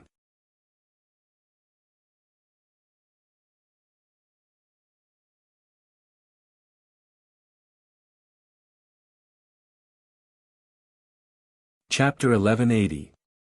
Didn't want to go. Seduction, seduction. Even someone like Lin Yi, with his resistance, was losing ground in front of Ling Shan. That little vixen song. If this went on, something would happen sooner or later. Lin Yi took a deep breath. He couldn't deny that Ling Shan had the body, the face, and the uniform, but Lin Yi was struggling. I can't do it now, I'll help you when I'm in Earth class. Lin Yi said, cutting Ling Shan off. Ah. Ling Shan paused. She'd thought that this was the limit of what Lin Yi could do for her, and that he wouldn't be able to do it again in the future. After all, external methods like this had their own limits, and other people's qi was different from their own. It was fine if it was a small amount, but too much would cause problems. Of course, Ling Shan didn't know that Lin Yi's qi was an all-purpose qi, and after entering her body, it became the same as her own qi. This was Lin Yi's ultimate cheat, after all. How could normal people compare to a main character with a halo? It can still rise? Ling Shan asked, a little surprised. It was already good enough that she was golden class late phase peak, so how strong would she get if Lin Yi helped her? Could it be that he could level up and become a mystic class master? Yes, but you probably won't break through to Earth class. You'll probably only be mystic late phase peak. I haven't figured out the general pattern yet, but you'll always be a little lower than me. Lin Yi said, of course, don't tell anyone about this. I want people to line up at my house and ask me to help them improve their strength. I'm not an idiot, of course I won't tell anyone. Ling Shan said. How could she let other people know about this? But then she asked, can I really become a peak late phase mystic class? Ling Shan didn't dare imagine it. Mystic late phase peak, that was the peak of all the noble houses in the common world. She had that kind of strength? And Lin Yi said that she was going to break through the earth rank. Ling Shan was dumbfounded. Naturally, she knew that Lin Yi was strong, but she didn't know that Lin Yi was this strong. Everyone else's target was half a layer, but Lin Yi was an earth class. Could it be that Lin Yi was already a mystic late phase peak master? With that thought, Ling Shan felt a surge of excitement in her heart. The man she had her eyes on wasn't wrong. Let's talk about it after I break through to Earth class. I don't know when I'll be able to do that. Lin Yi thought, I'm not even mystic late phase peak, and you're already thinking about it? Aren't you being too greedy? I've worked so hard to level up, and now that I've leveled up, you've leveled up. It's so unfair. But in fact, if someone were to hear Lin Yi's thoughts, they would probably vomit blood. You have a cultivation space, a cheat, and the ability to mass-produce experts. You're practically invincible. Do you still think it's hard? Yes, yes. Ling Shan said quickly.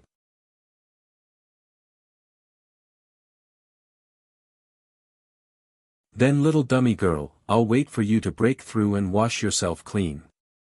I'll be waiting for you any time. You called just to talk about this? Lin Yi was speechless. No, actually, there's one more thing. Don't you know about Lu Wuxia? Chen Yutian found me and asked me to go with him to pretend to be a couple and carry out a mission. I'd like to invite you to come with us. With your skills, it'll reduce the danger. Ling Shan got to the point. Rob tombs with you guys? Lin Yi blinked. Not with us, but to catch the tomb robbers. We'll also record how to activate the tomb's mechanisms, to help our archaeology. Ling Shan explained. Not interested. Lin Yi said faintly. I'm staying here to protect Meng Yao and Yushu. Xiao family's been working with some hidden house pai lately, and they've sent a couple of practitioners to protect Xiao family. I think they'll come looking for trouble sooner or later. Go Huli even brought a lion here to cause trouble. Brought a lion? Ling Shan paused. No way. Where's the lion? My golden class dog chased it up a tree, and it's still up there. Lin Yi smiled. I leveled up that dog. Ling Shan was speechless. Lin Yi really had nothing better to do, leveling up a golden class dog. But, this also showed how strong Lin Yi was. Creating practitioners was no problem at all. Don't you have some medical knowledge? According to our research, this tomb might very well be the tomb of the folk medicine Saint Zhang Liju. Aren't you interested? Ling Shan started tempting Lin Yi, taking out the things Lin Yi was most interested in. There might be some ancient books in there. Of course, I can't give you the originals, but I can give you the copies. Ling Shan was a principals. She couldn't just use relics to please Lin Yi. He could look, but he definitely couldn't take them away. But, Lin Yi wouldn't be able to use the originals even if he wanted them. Not too interested. Lin Yi still wasn't interested. His old man had thousands of ancient books, and he couldn't even finish them all. Why would he look at other people's? Plus, he really didn't have the time. Going into the tomb would take him at least 10 days to half a month. Ling Shan didn't expect that even this wouldn't attract Lin Yi's attention. She was a little disappointed. Think about it a little more, just think of it as protecting Miss Dumbo. It's dangerous in there, aren't you afraid that Miss Dumbo will die? Then don't go. Lin Yi said. Anything else? No. Nothing else. Ling Shan was a little disappointed, but there was nothing she could do. She couldn't force Lin Yi to go if he didn't want to. Think about it a little more, it's not that urgent. Maybe the Xiao family's problem will be solved by then. We'll talk about it later. With that, Lin Yi hung up. After hanging up, Lin Yi walked out of the room and into the living room. Lin Yi had sensed it when Go Huli came with the lion.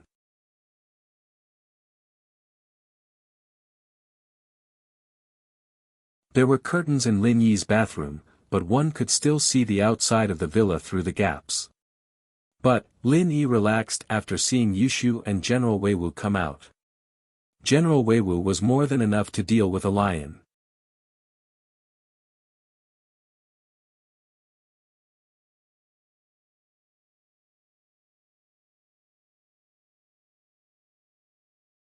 Chapter 1181. She spilled the beans, I saw it. Lin Yi smiled. How's the lion now? I don't know, let's go take a look together, see if it's dead or surrendered. Yushu was eager to know the result after hearing Lin Yi's words. Mengyao wasn't interested at first, but after hearing Yushu and Lin Yi's words, she was curious as well. She stood up and followed them out of the villa. But, when they walked out, they saw a spectacular scene. General Weiwu was leaning against the shade of a tree, and the lion was respectfully squatting beside General Weiwu. It was fanning General Weiwu with a broken piece of paper in its front paw. What? General Weiwu has a follower. Yushu's eyes widened, shocked. Lin Yi wasn't surprised at this result. It was just a lion, after all. It was a piece of cake for General Weiwu to take care of it. Shield bro, now that you have 2 followers, you can go out without worry when we're at home. Yushu said happily, now we have another guard. Mengyao couldn't help but smile as well. A lion fanning a dog was something that could only be seen in cartoons, but it was happening right in front of her eyes. Mengyao couldn't believe it. But then again, ever since Lin Yi moved into the villa, too many unbelievable things had happened in the house. This lion is a little weak, and it might not have surrendered wholeheartedly. It's just afraid of General Weiwu's aura, Lin Yi said faintly as he looked at the lion not far away. Oh. Yushu paused. This lion was faking its submission. Did that mean it wasn't very loyal? Yushu wasn't an idiot, and this was the case in real life. Some people were forced to submit to pressure and power, but in reality, they were waiting for the right opportunity to retaliate. They wouldn't go easy on their enemies, however. Yushu looked at the lion's eyes after hearing Lin Yi's words. Lin Yi's words weren't sincere at all. Yushu felt that Lin Yi's words made sense. She sighed. Then what should we do? Will it be able to faithfully look after our yard? As long as it isn't as strong as General Weiwu, it will still guard this place seriously. Lin Yi understood that sometimes, it didn't matter if one was sincere or submissive, as long as one's strength was there, the result would be the same. Oh, then let's keep it for now. Yushu nodded in satisfaction at Lin Yi's words. Hey, lion, you need to protect the yard, okay? Don't let strangers in, or I'll get General Weiwu to deal with you. Understand? Oh. The lion seemed to be quite intelligent, and seemed to understand Yushu's words. Yufeng was in a very good mood after breaking through to Mystic mid-phase. After thinking about it, he decided to give Ling Shan a call and change his image today. Otherwise, he'd be too weak to let Ling Shan see him beaten up like that. Ling Shan called Lin Yi and got rejected by Lin Yi. She wasn't in a good mood, and came out of the room with a dark expression on her face. How is it?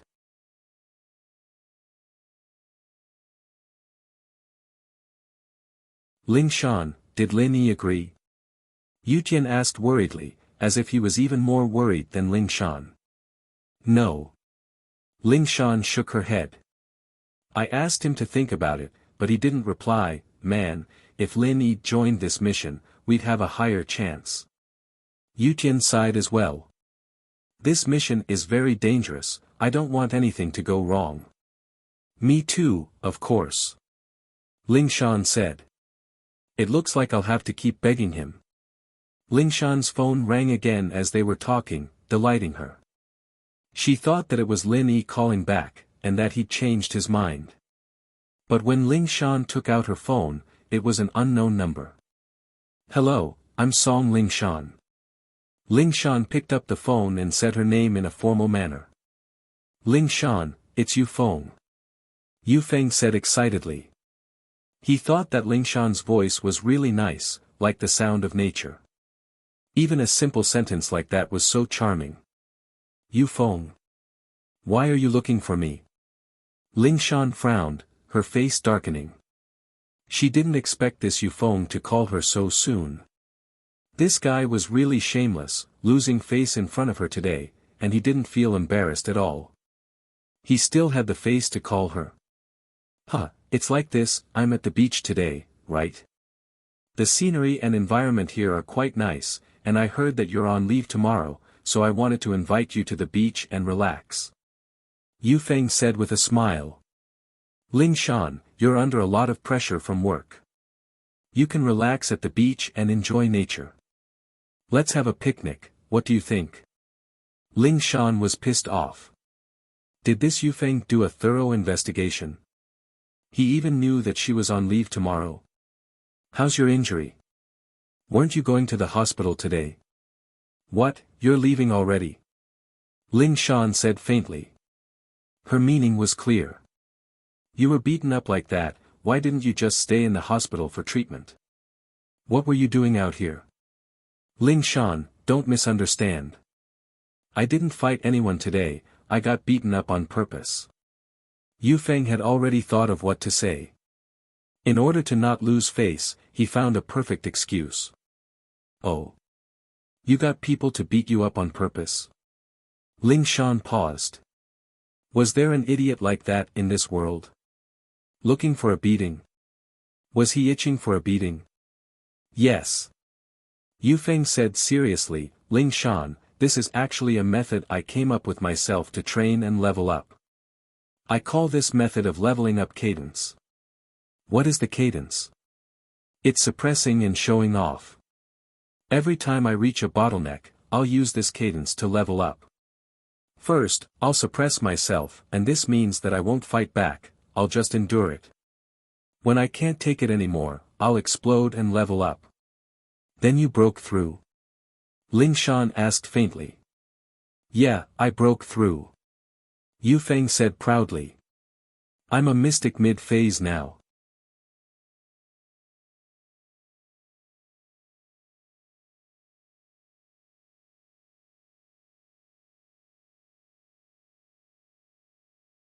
Chapter 1182.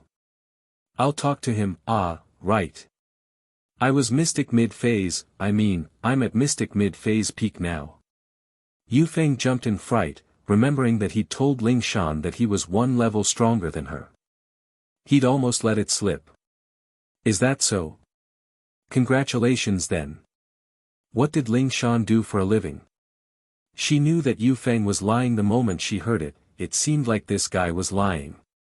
He probably didn't have the strength of mystic mid-phase before and was just about to break through, so he bragged to his grandpa that he was mystic mid-phase. Now that he had just broken through, he almost exposed himself. I'm very experienced in leveling up. Ling Shan, I heard that you're a rare genius, too. You're still a little weaker than me, but you're already very strong. Yu Feng said proudly. But if you want to know the profound of leveling up, I can help. I believe that with my guidance, you'll be able to break through quickly as well. Oh. Ling Shan replied faintly. Break through? Why didn't she ask him for help? What kind of crappy method was that? She had to get beaten up to break through. Ling Shan didn't want that, it was so easy with Lin Yi's help. There was no pressure at all, no pain at all. What? Ling Shan, you're not interested in leveling up? Yu Feng paused, he thought that Ling Shan would be really excited after what he'd said, but Ling Shan's attitude was very calm, as if she didn't hear anything at all. That shouldn't be the case, right? Yu Feng thought that most people would be excited when they heard about the profound meaning of leveling up. This was very important to a warrior. The path of cultivation was full of hardships, and every step was going against the flow. Every breakthrough required a huge price. No one could get something without putting in the effort. So, leveling up was a huge temptation for a practitioner, but why didn't Ling Shan care? Yu Feng didn't understand. How could he have known that Ling Shan would be able to level up so easily with Lin Yi's help? With such a good leveling tool like Lin Yi, why would he need Yu Feng's profound? I have to work overtime tomorrow, so I won't be able to go. You should go yourself. Ling Shan said faintly. There's a case, and I have to stay. Ah. Yu Feng didn't know what to make of it. Ling Shan's one sentence had blocked all of his excuses. No matter what Yu Feng said, it was useless. Ling Shan had a job, she couldn't just give it up, could she? Is there anything else? Ling Shan asked. No. No more. Yu Feng said helplessly. If there's nothing else, I'm hanging up, Ling Shan said and put the phone on the table, letting out a long breath. She didn't know why, but Ling Shan felt a sense of disgust when she heard Yu Feng's voice. Who's calling? Ling Shan, you don't seem too happy. Yu Tian looked at Ling Shan curiously. House Yu's Yu Feng, I don't know what's going on, but my grandpa wants me to marry House Yu to House Yu.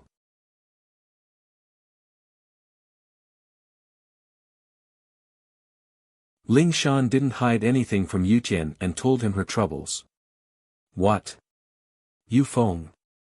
Yu Tian froze, looking at Ling Shan in disbelief.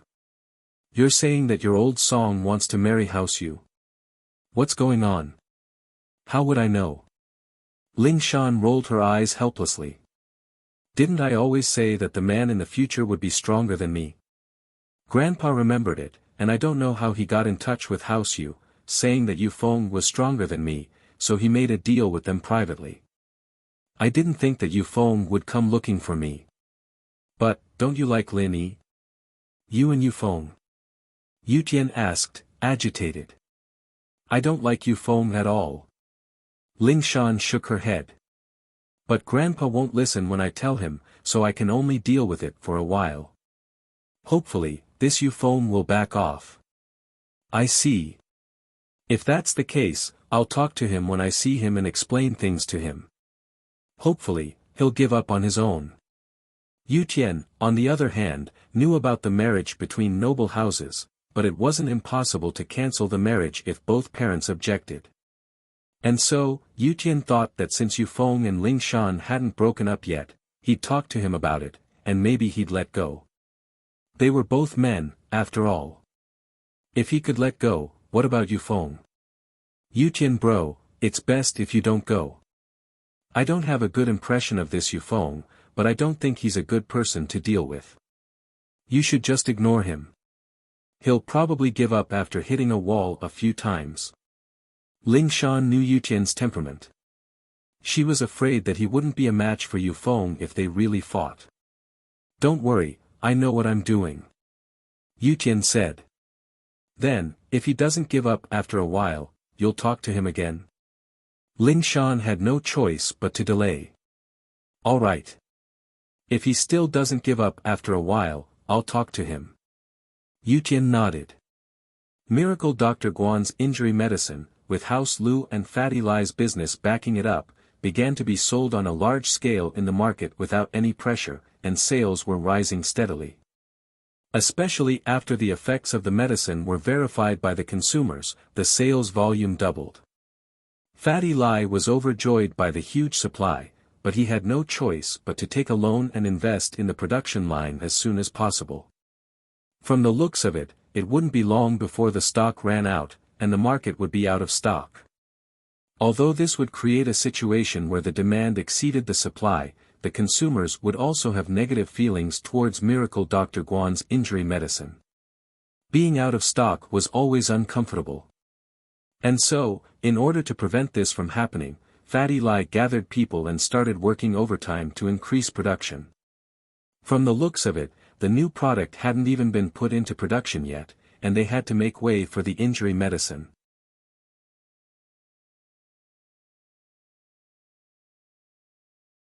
Even if they increased production, they wouldn't have the extra production lines to produce the new painkillers.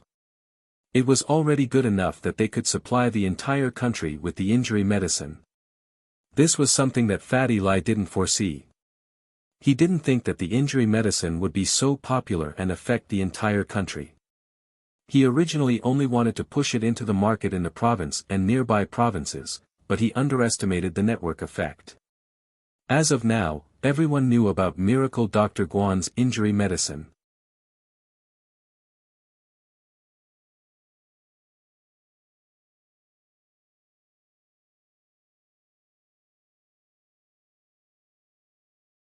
Chapter 1183. House Kang's Shakdonghai, House Kang's Mansion. Looking at Miracle Dr. Guan's injury medicine being released into the market in large quantities, the Kangs were dumbfounded. Didn't I tell you to control the raw materials? What's going on? Where did Miracle Dr. Guan's medical company get so many raw materials? Dr. Kong looked at the news and smashed the teacup in his hand onto the floor. He yelled at Kong Guifeng, tell me, what's going on? Aren't you in charge of the raw materials? Dad, I did buy all the raw materials. I bought all the bad ones too. There shouldn't be any stock left in the market. Kong Guifeng said with a bitter face, unless they started buying raw materials in large quantities a few years ago, the raw materials in the market would be monopolized by us. A few years ago? How is that possible? Did they prepare for a few years before releasing the product into the market? Do you think that's possible? Dr. Kong said angrily. I don't think it's possible either. But, other than that, there's no other explanation. Kong Guifeng said helplessly, I've already asked all the raw materials suppliers, and they don't have any stock left. I even offered to buy them at a high price, but they couldn't take it out. So, this proves that they don't have any stock left, out of stock. Is it a ghost? This Miracle Dr. Guan's injury medicine is constantly being sent into the market. More than what we have, that means you have everything you need. We can't even keep the cost down at this price. Miracle Dr. Kong humphed coldly. Maybe they're making a loss to attack us. Kong Guifeng said hesitantly, this is a common business tactic, many people use it. They'll wait until our product has no market, and when they take over the entire market, they'll raise the price again. That way, they can recoup their previous losses. Oh. You're saying, they're doing this on purpose. Did you amass so many goods just to attack us? Dr. Kong asked. That's possible. Kong Guifeng had been thinking about it for the past few days. He couldn't understand how Miracle Dr. Guan's medical company could fully distribute the goods in just a few days. Then let's discuss how we should deal with it. Dr. Kong asked with a frown. Grandpa, I have a good idea. Xiaolong had lost face earlier, so he spoke before Kong Mingming could. Oh. What good idea do you have? Tell me. Dr. Kong asked with a smile as he looked at his eldest grandson. Actually, he was more interested in his eldest grandson Kong Xiaolong, even though Kong Mingming was quite capable. It's like this. I think that since Miracle Dr. Guan's medical company is making a loss, then we'll let them make a loss. On the surface, we'll do what we want and not adjust the price or the number of sales. Instead, we'll buy Miracle Dr. Guan's injury medicine in bulk.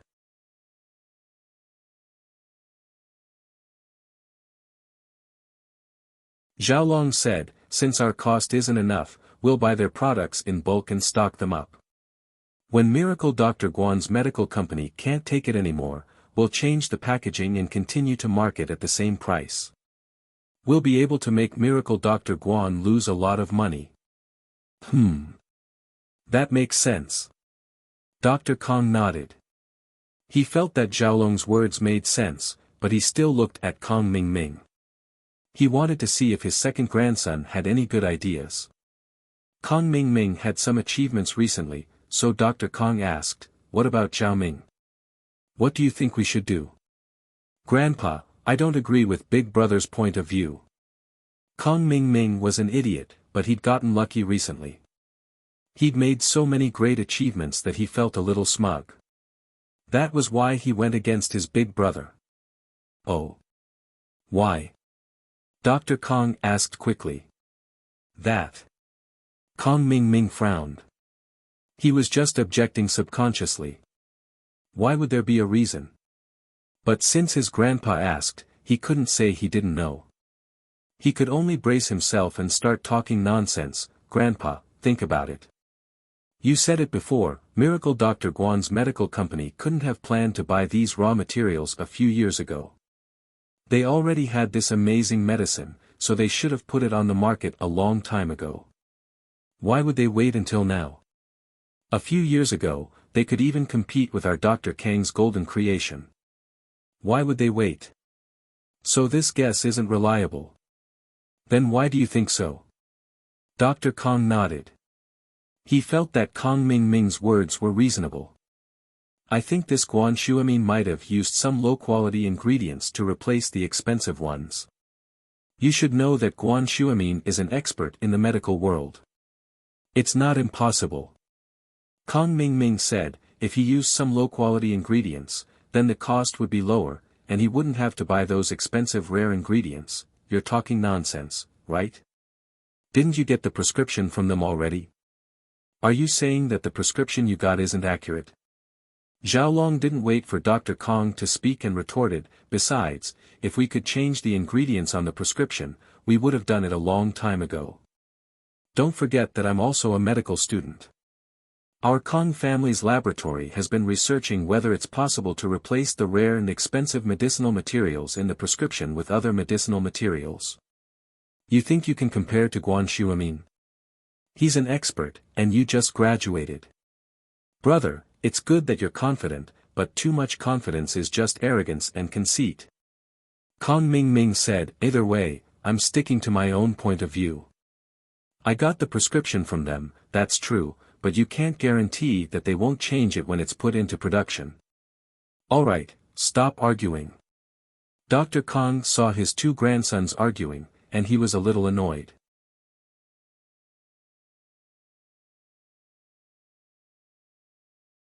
What time was this, and they were still arguing because of their own feelings?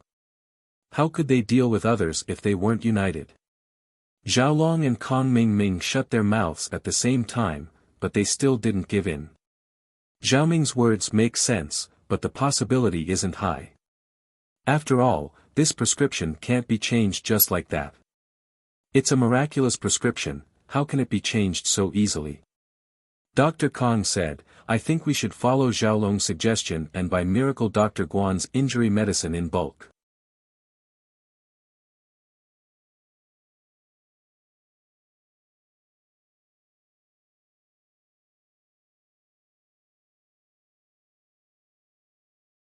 Chapter 1184. Going for wool and coming home shorn, don't be too happy. If we didn't cancel the engagement with the Shao family, our house Kong would have been flying high by now. You were the one who opposed your brother's point of view. Actually, Zhao Ming's point of view is right. You need to learn from him. Dr. Kong looked at Xiaolong's smug face and scolded him. Yes. Grandpa, I understand. Xiaolong's expression tensed up as he replied carefully. Grandpa, I still insist on my point of view. Kong Mingming heard his grandpa's words and he didn't know where his courage came from. He forced himself to say this stubbornly. He knew that he couldn't back down now.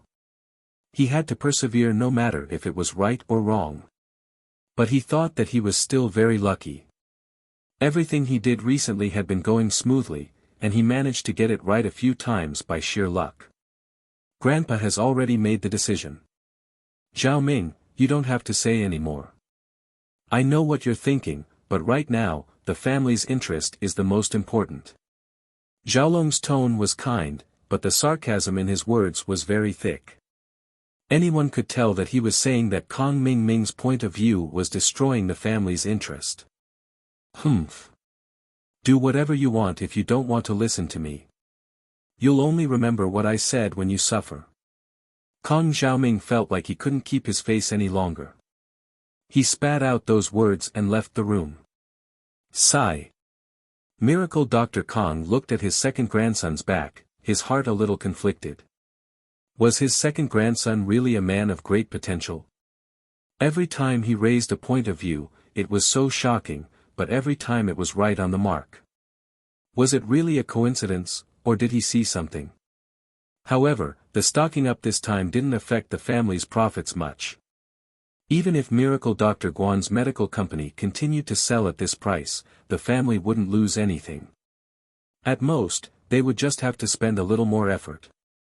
With that thought, Miracle Dr. Kong relaxed a little.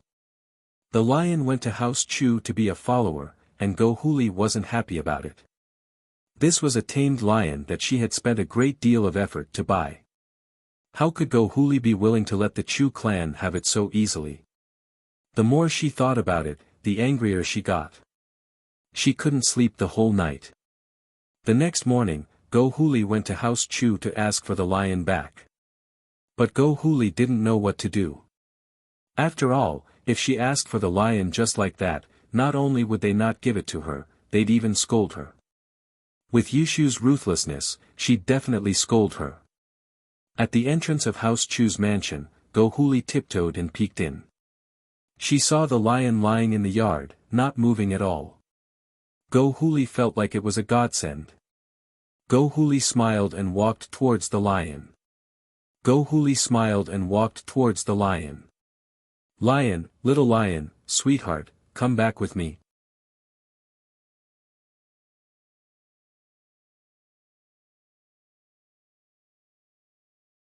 Huli smiled and walked over to the lion. The lion raised its eyelids lazily and looked at Go Huli before lowering its eyelids. It didn't even care about Go Huli, not even bothering to make a sound. Woo!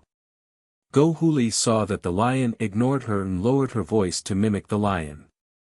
She thought that since the lion was male, she'd be able to attract the lion's attention if she mimicked the lioness. But the lion didn't react at all. It didn't even look at Go Huli. Go Huli panicked, thinking that the lion didn't hear her. She raised her voice and roared again, "Awoo! Awoo!"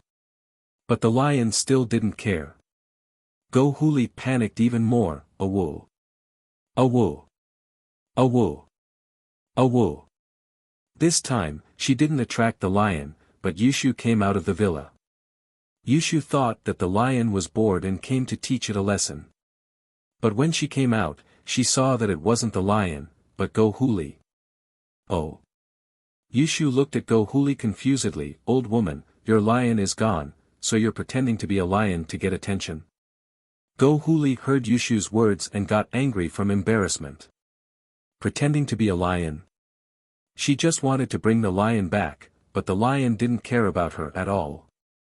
What could she do? Pretending to be a lion? "I'm going to bring the lion back." Go Huli humphed.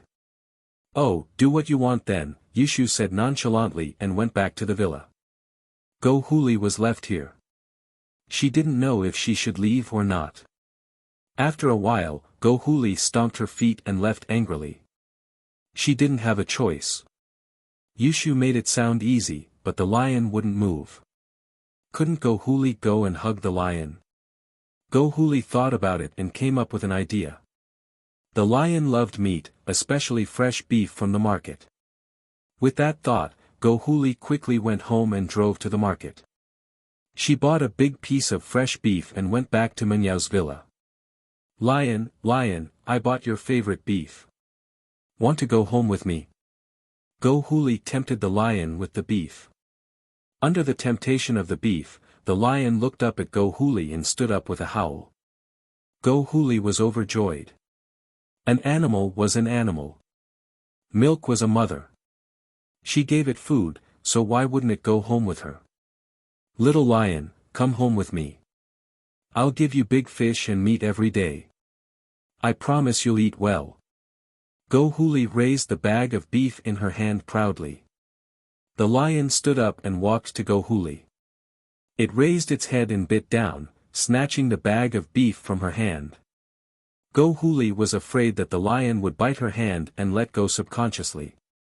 The bag of beef went into the lion's mouth. Little lion, I've given you the beef. Come home with me. Go Huli said. But the lion turned around with the beef in its mouth and gave Go Huli a butt. The lion quickly ran to the door of the villa and scratched it with its front paw. After a while, the villa's door opened, and Yushu walked out. The lion gave the bag of beef to Yushu.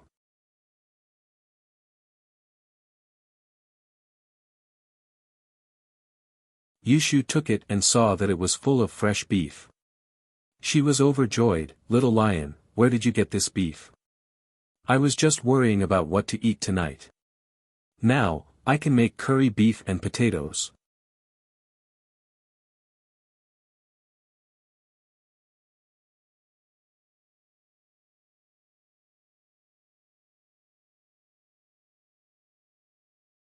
Chapter 1185. Chapter 1183, Diarrhea. Thank you, old woman. You're such a nice person, sending meat to my house. Yushu waved her hand at Huli, who was livid with rage. I'm so pissed. Go Huli was furious, but there was nothing she could do.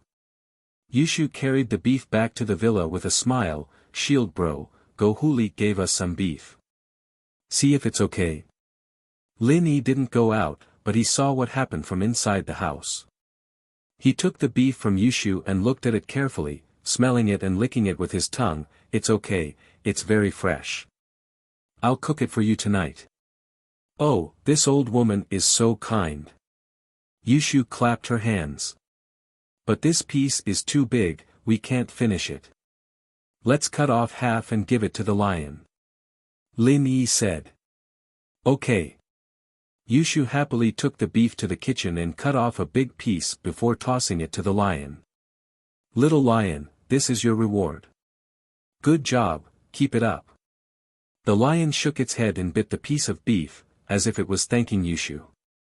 Go Huli, who was watching from the yard, almost fainted from anger. She was the one who bought the meat. Go Huli was so depressed that she wanted to vomit blood. This lion was so ungrateful. Fine, since you're being unkind, don't blame me for being unkind. In her anger, Go Huli came up with an idea and drove the car back to the market. This time, she bought a big piece of pork but didn't leave immediately. She found a small pharmacy and bought a bottle of fruit tablets, a laxative. Go Huli left the pharmacy and found a place to rest. She crushed all the pieces of fruit and mixed them into the meat. She laughed and drove back to the villa area after the powder dissolved and couldn't be seen anymore. They arrived at House Chu's villa again, and Go Huli got off the car with the pork. She pretended to be impatient like before. Little lion, I'm here to see you again. I bought you your favorite pork, do you want to come back with me? As she spoke, she waved the pork in front of the lion. This time, the lion did the same thing as before. It walked over and bit the plastic bag in Huli's hand, bringing it to the villa's door and knocking with its front paw. Yushu came out a while later, confused as she looked at the plastic bag in the lion's mouth. Was Go Huli an idiot? He had already suffered a loss once, and now he was suffering a second time. Was she addicted to suffering losses, or did she have a bad memory? But Yushu didn't say anything. She took the plastic bag from the lion's mouth and looked at Go Huli. "Thank you, old woman, for giving us food again." "Wayaya. I'm so pissed." Go Huli pretended to be angry. Yushu came back to the living room with the plastic bag and asked suspiciously, "Shield bro, why did Go Huli give us food again? Is there a problem?" "Let me see." Lin Yi took the meat from Yushu and smelled it. He wiped his hand on it and put it in his mouth. "It's a laxative." "Ah."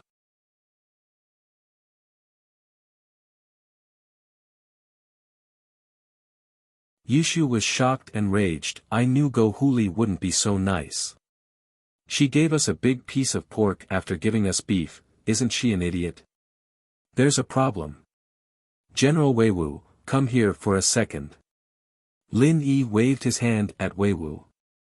"Boss," Lin Yi called, and General Weiwu ran over, shaking its head at Lin Yi. "Take this to Go Huli's kitchen, don't let anyone see it. Leave it in the kitchen and come back," Lin Yi ordered. "Woof woof." General Weiwu barked twice and left with the plastic bag in Lin Yi's hands. Yushu burst into laughter as she watched General Weiwu leave. "Waha. Shield bro, you're so bad. Shu hasn't even thought of how to deal with that old woman Go Huli, and you came up with such a bad idea. Waha, they're going to rob the toilet tonight." "Ha. That's Go Huli's fault." Lin Yi didn't think much of it. After all, he didn't do anything. The laxative was Go Huli's own doing. What did it have to do with him? Go Huli watched as Yushu entered the house and didn't come out again. She couldn't help but feel proud. It seemed like this idiot Yushu took the pork back. As long as they ate it, they'd have to go to the toilet. At night, Xiao family's dinner was very sumptuous. Today was Xiao family's nanny's first day. After Mrs. Yu left, Go Huli found a full-time nanny from a housekeeping company to take care of Xiao family's daily cleaning and cooking. On the first day, this nanny cooked a few dishes and showed off her culinary skills. This was to gain the Xiao family's approval. Go Huli was very satisfied with the home-cooked dishes on the table. This nanny wasn't bad. She'd keep her for now. Go Huli didn't plan on kicking her out. The entire house Xiao and the two masters from House Pai sat around the table and ate heartily. Everyone ate happily, especially Go Huli. Because of Go Huli, she taught House Chu a lesson today. No one in House Chu's villa would be able to sleep peacefully tonight. There was braised pork, double-cooked pork, and all kinds of home-cooked meat dishes on the table. To Xiao family, they had eaten too many delicacies. These home-cooked dishes were very cheap. Go Huli ate a lot and was very full. However, after the whole family ate and drank to their heart's content, the problem came. First, it was Xiao Wangba and Xiao Wangdao. Their stomachs began to growl. These two were young people and ate more, especially meat. So it was reasonable for them to be the first to react. And so, these two started running to the toilet. Next was Go Huli's turn. Because of her mood, Go Huli ate a lot, especially meat. So, she started running to the toilet as well. Then, it was Xiao Ji, Xiao Ben, and Xiao Ben's wife. Finally, it was the two masters from House Pai. The two masters from House Pai ate a lot as well, but because of their strong physique, they waited until the last to react. You're tuning into the Han Li's Wuxia Chronicles YouTube channel. We're so grateful for your support, and don't forget to subscribe to join us on this incredible journey through captivating stories. Your generosity through donations truly makes a world of difference, as it's the primary source of revenue that allows me to expand and enhance this channel for you. Thank you from the bottom of my heart for being a part of this adventure.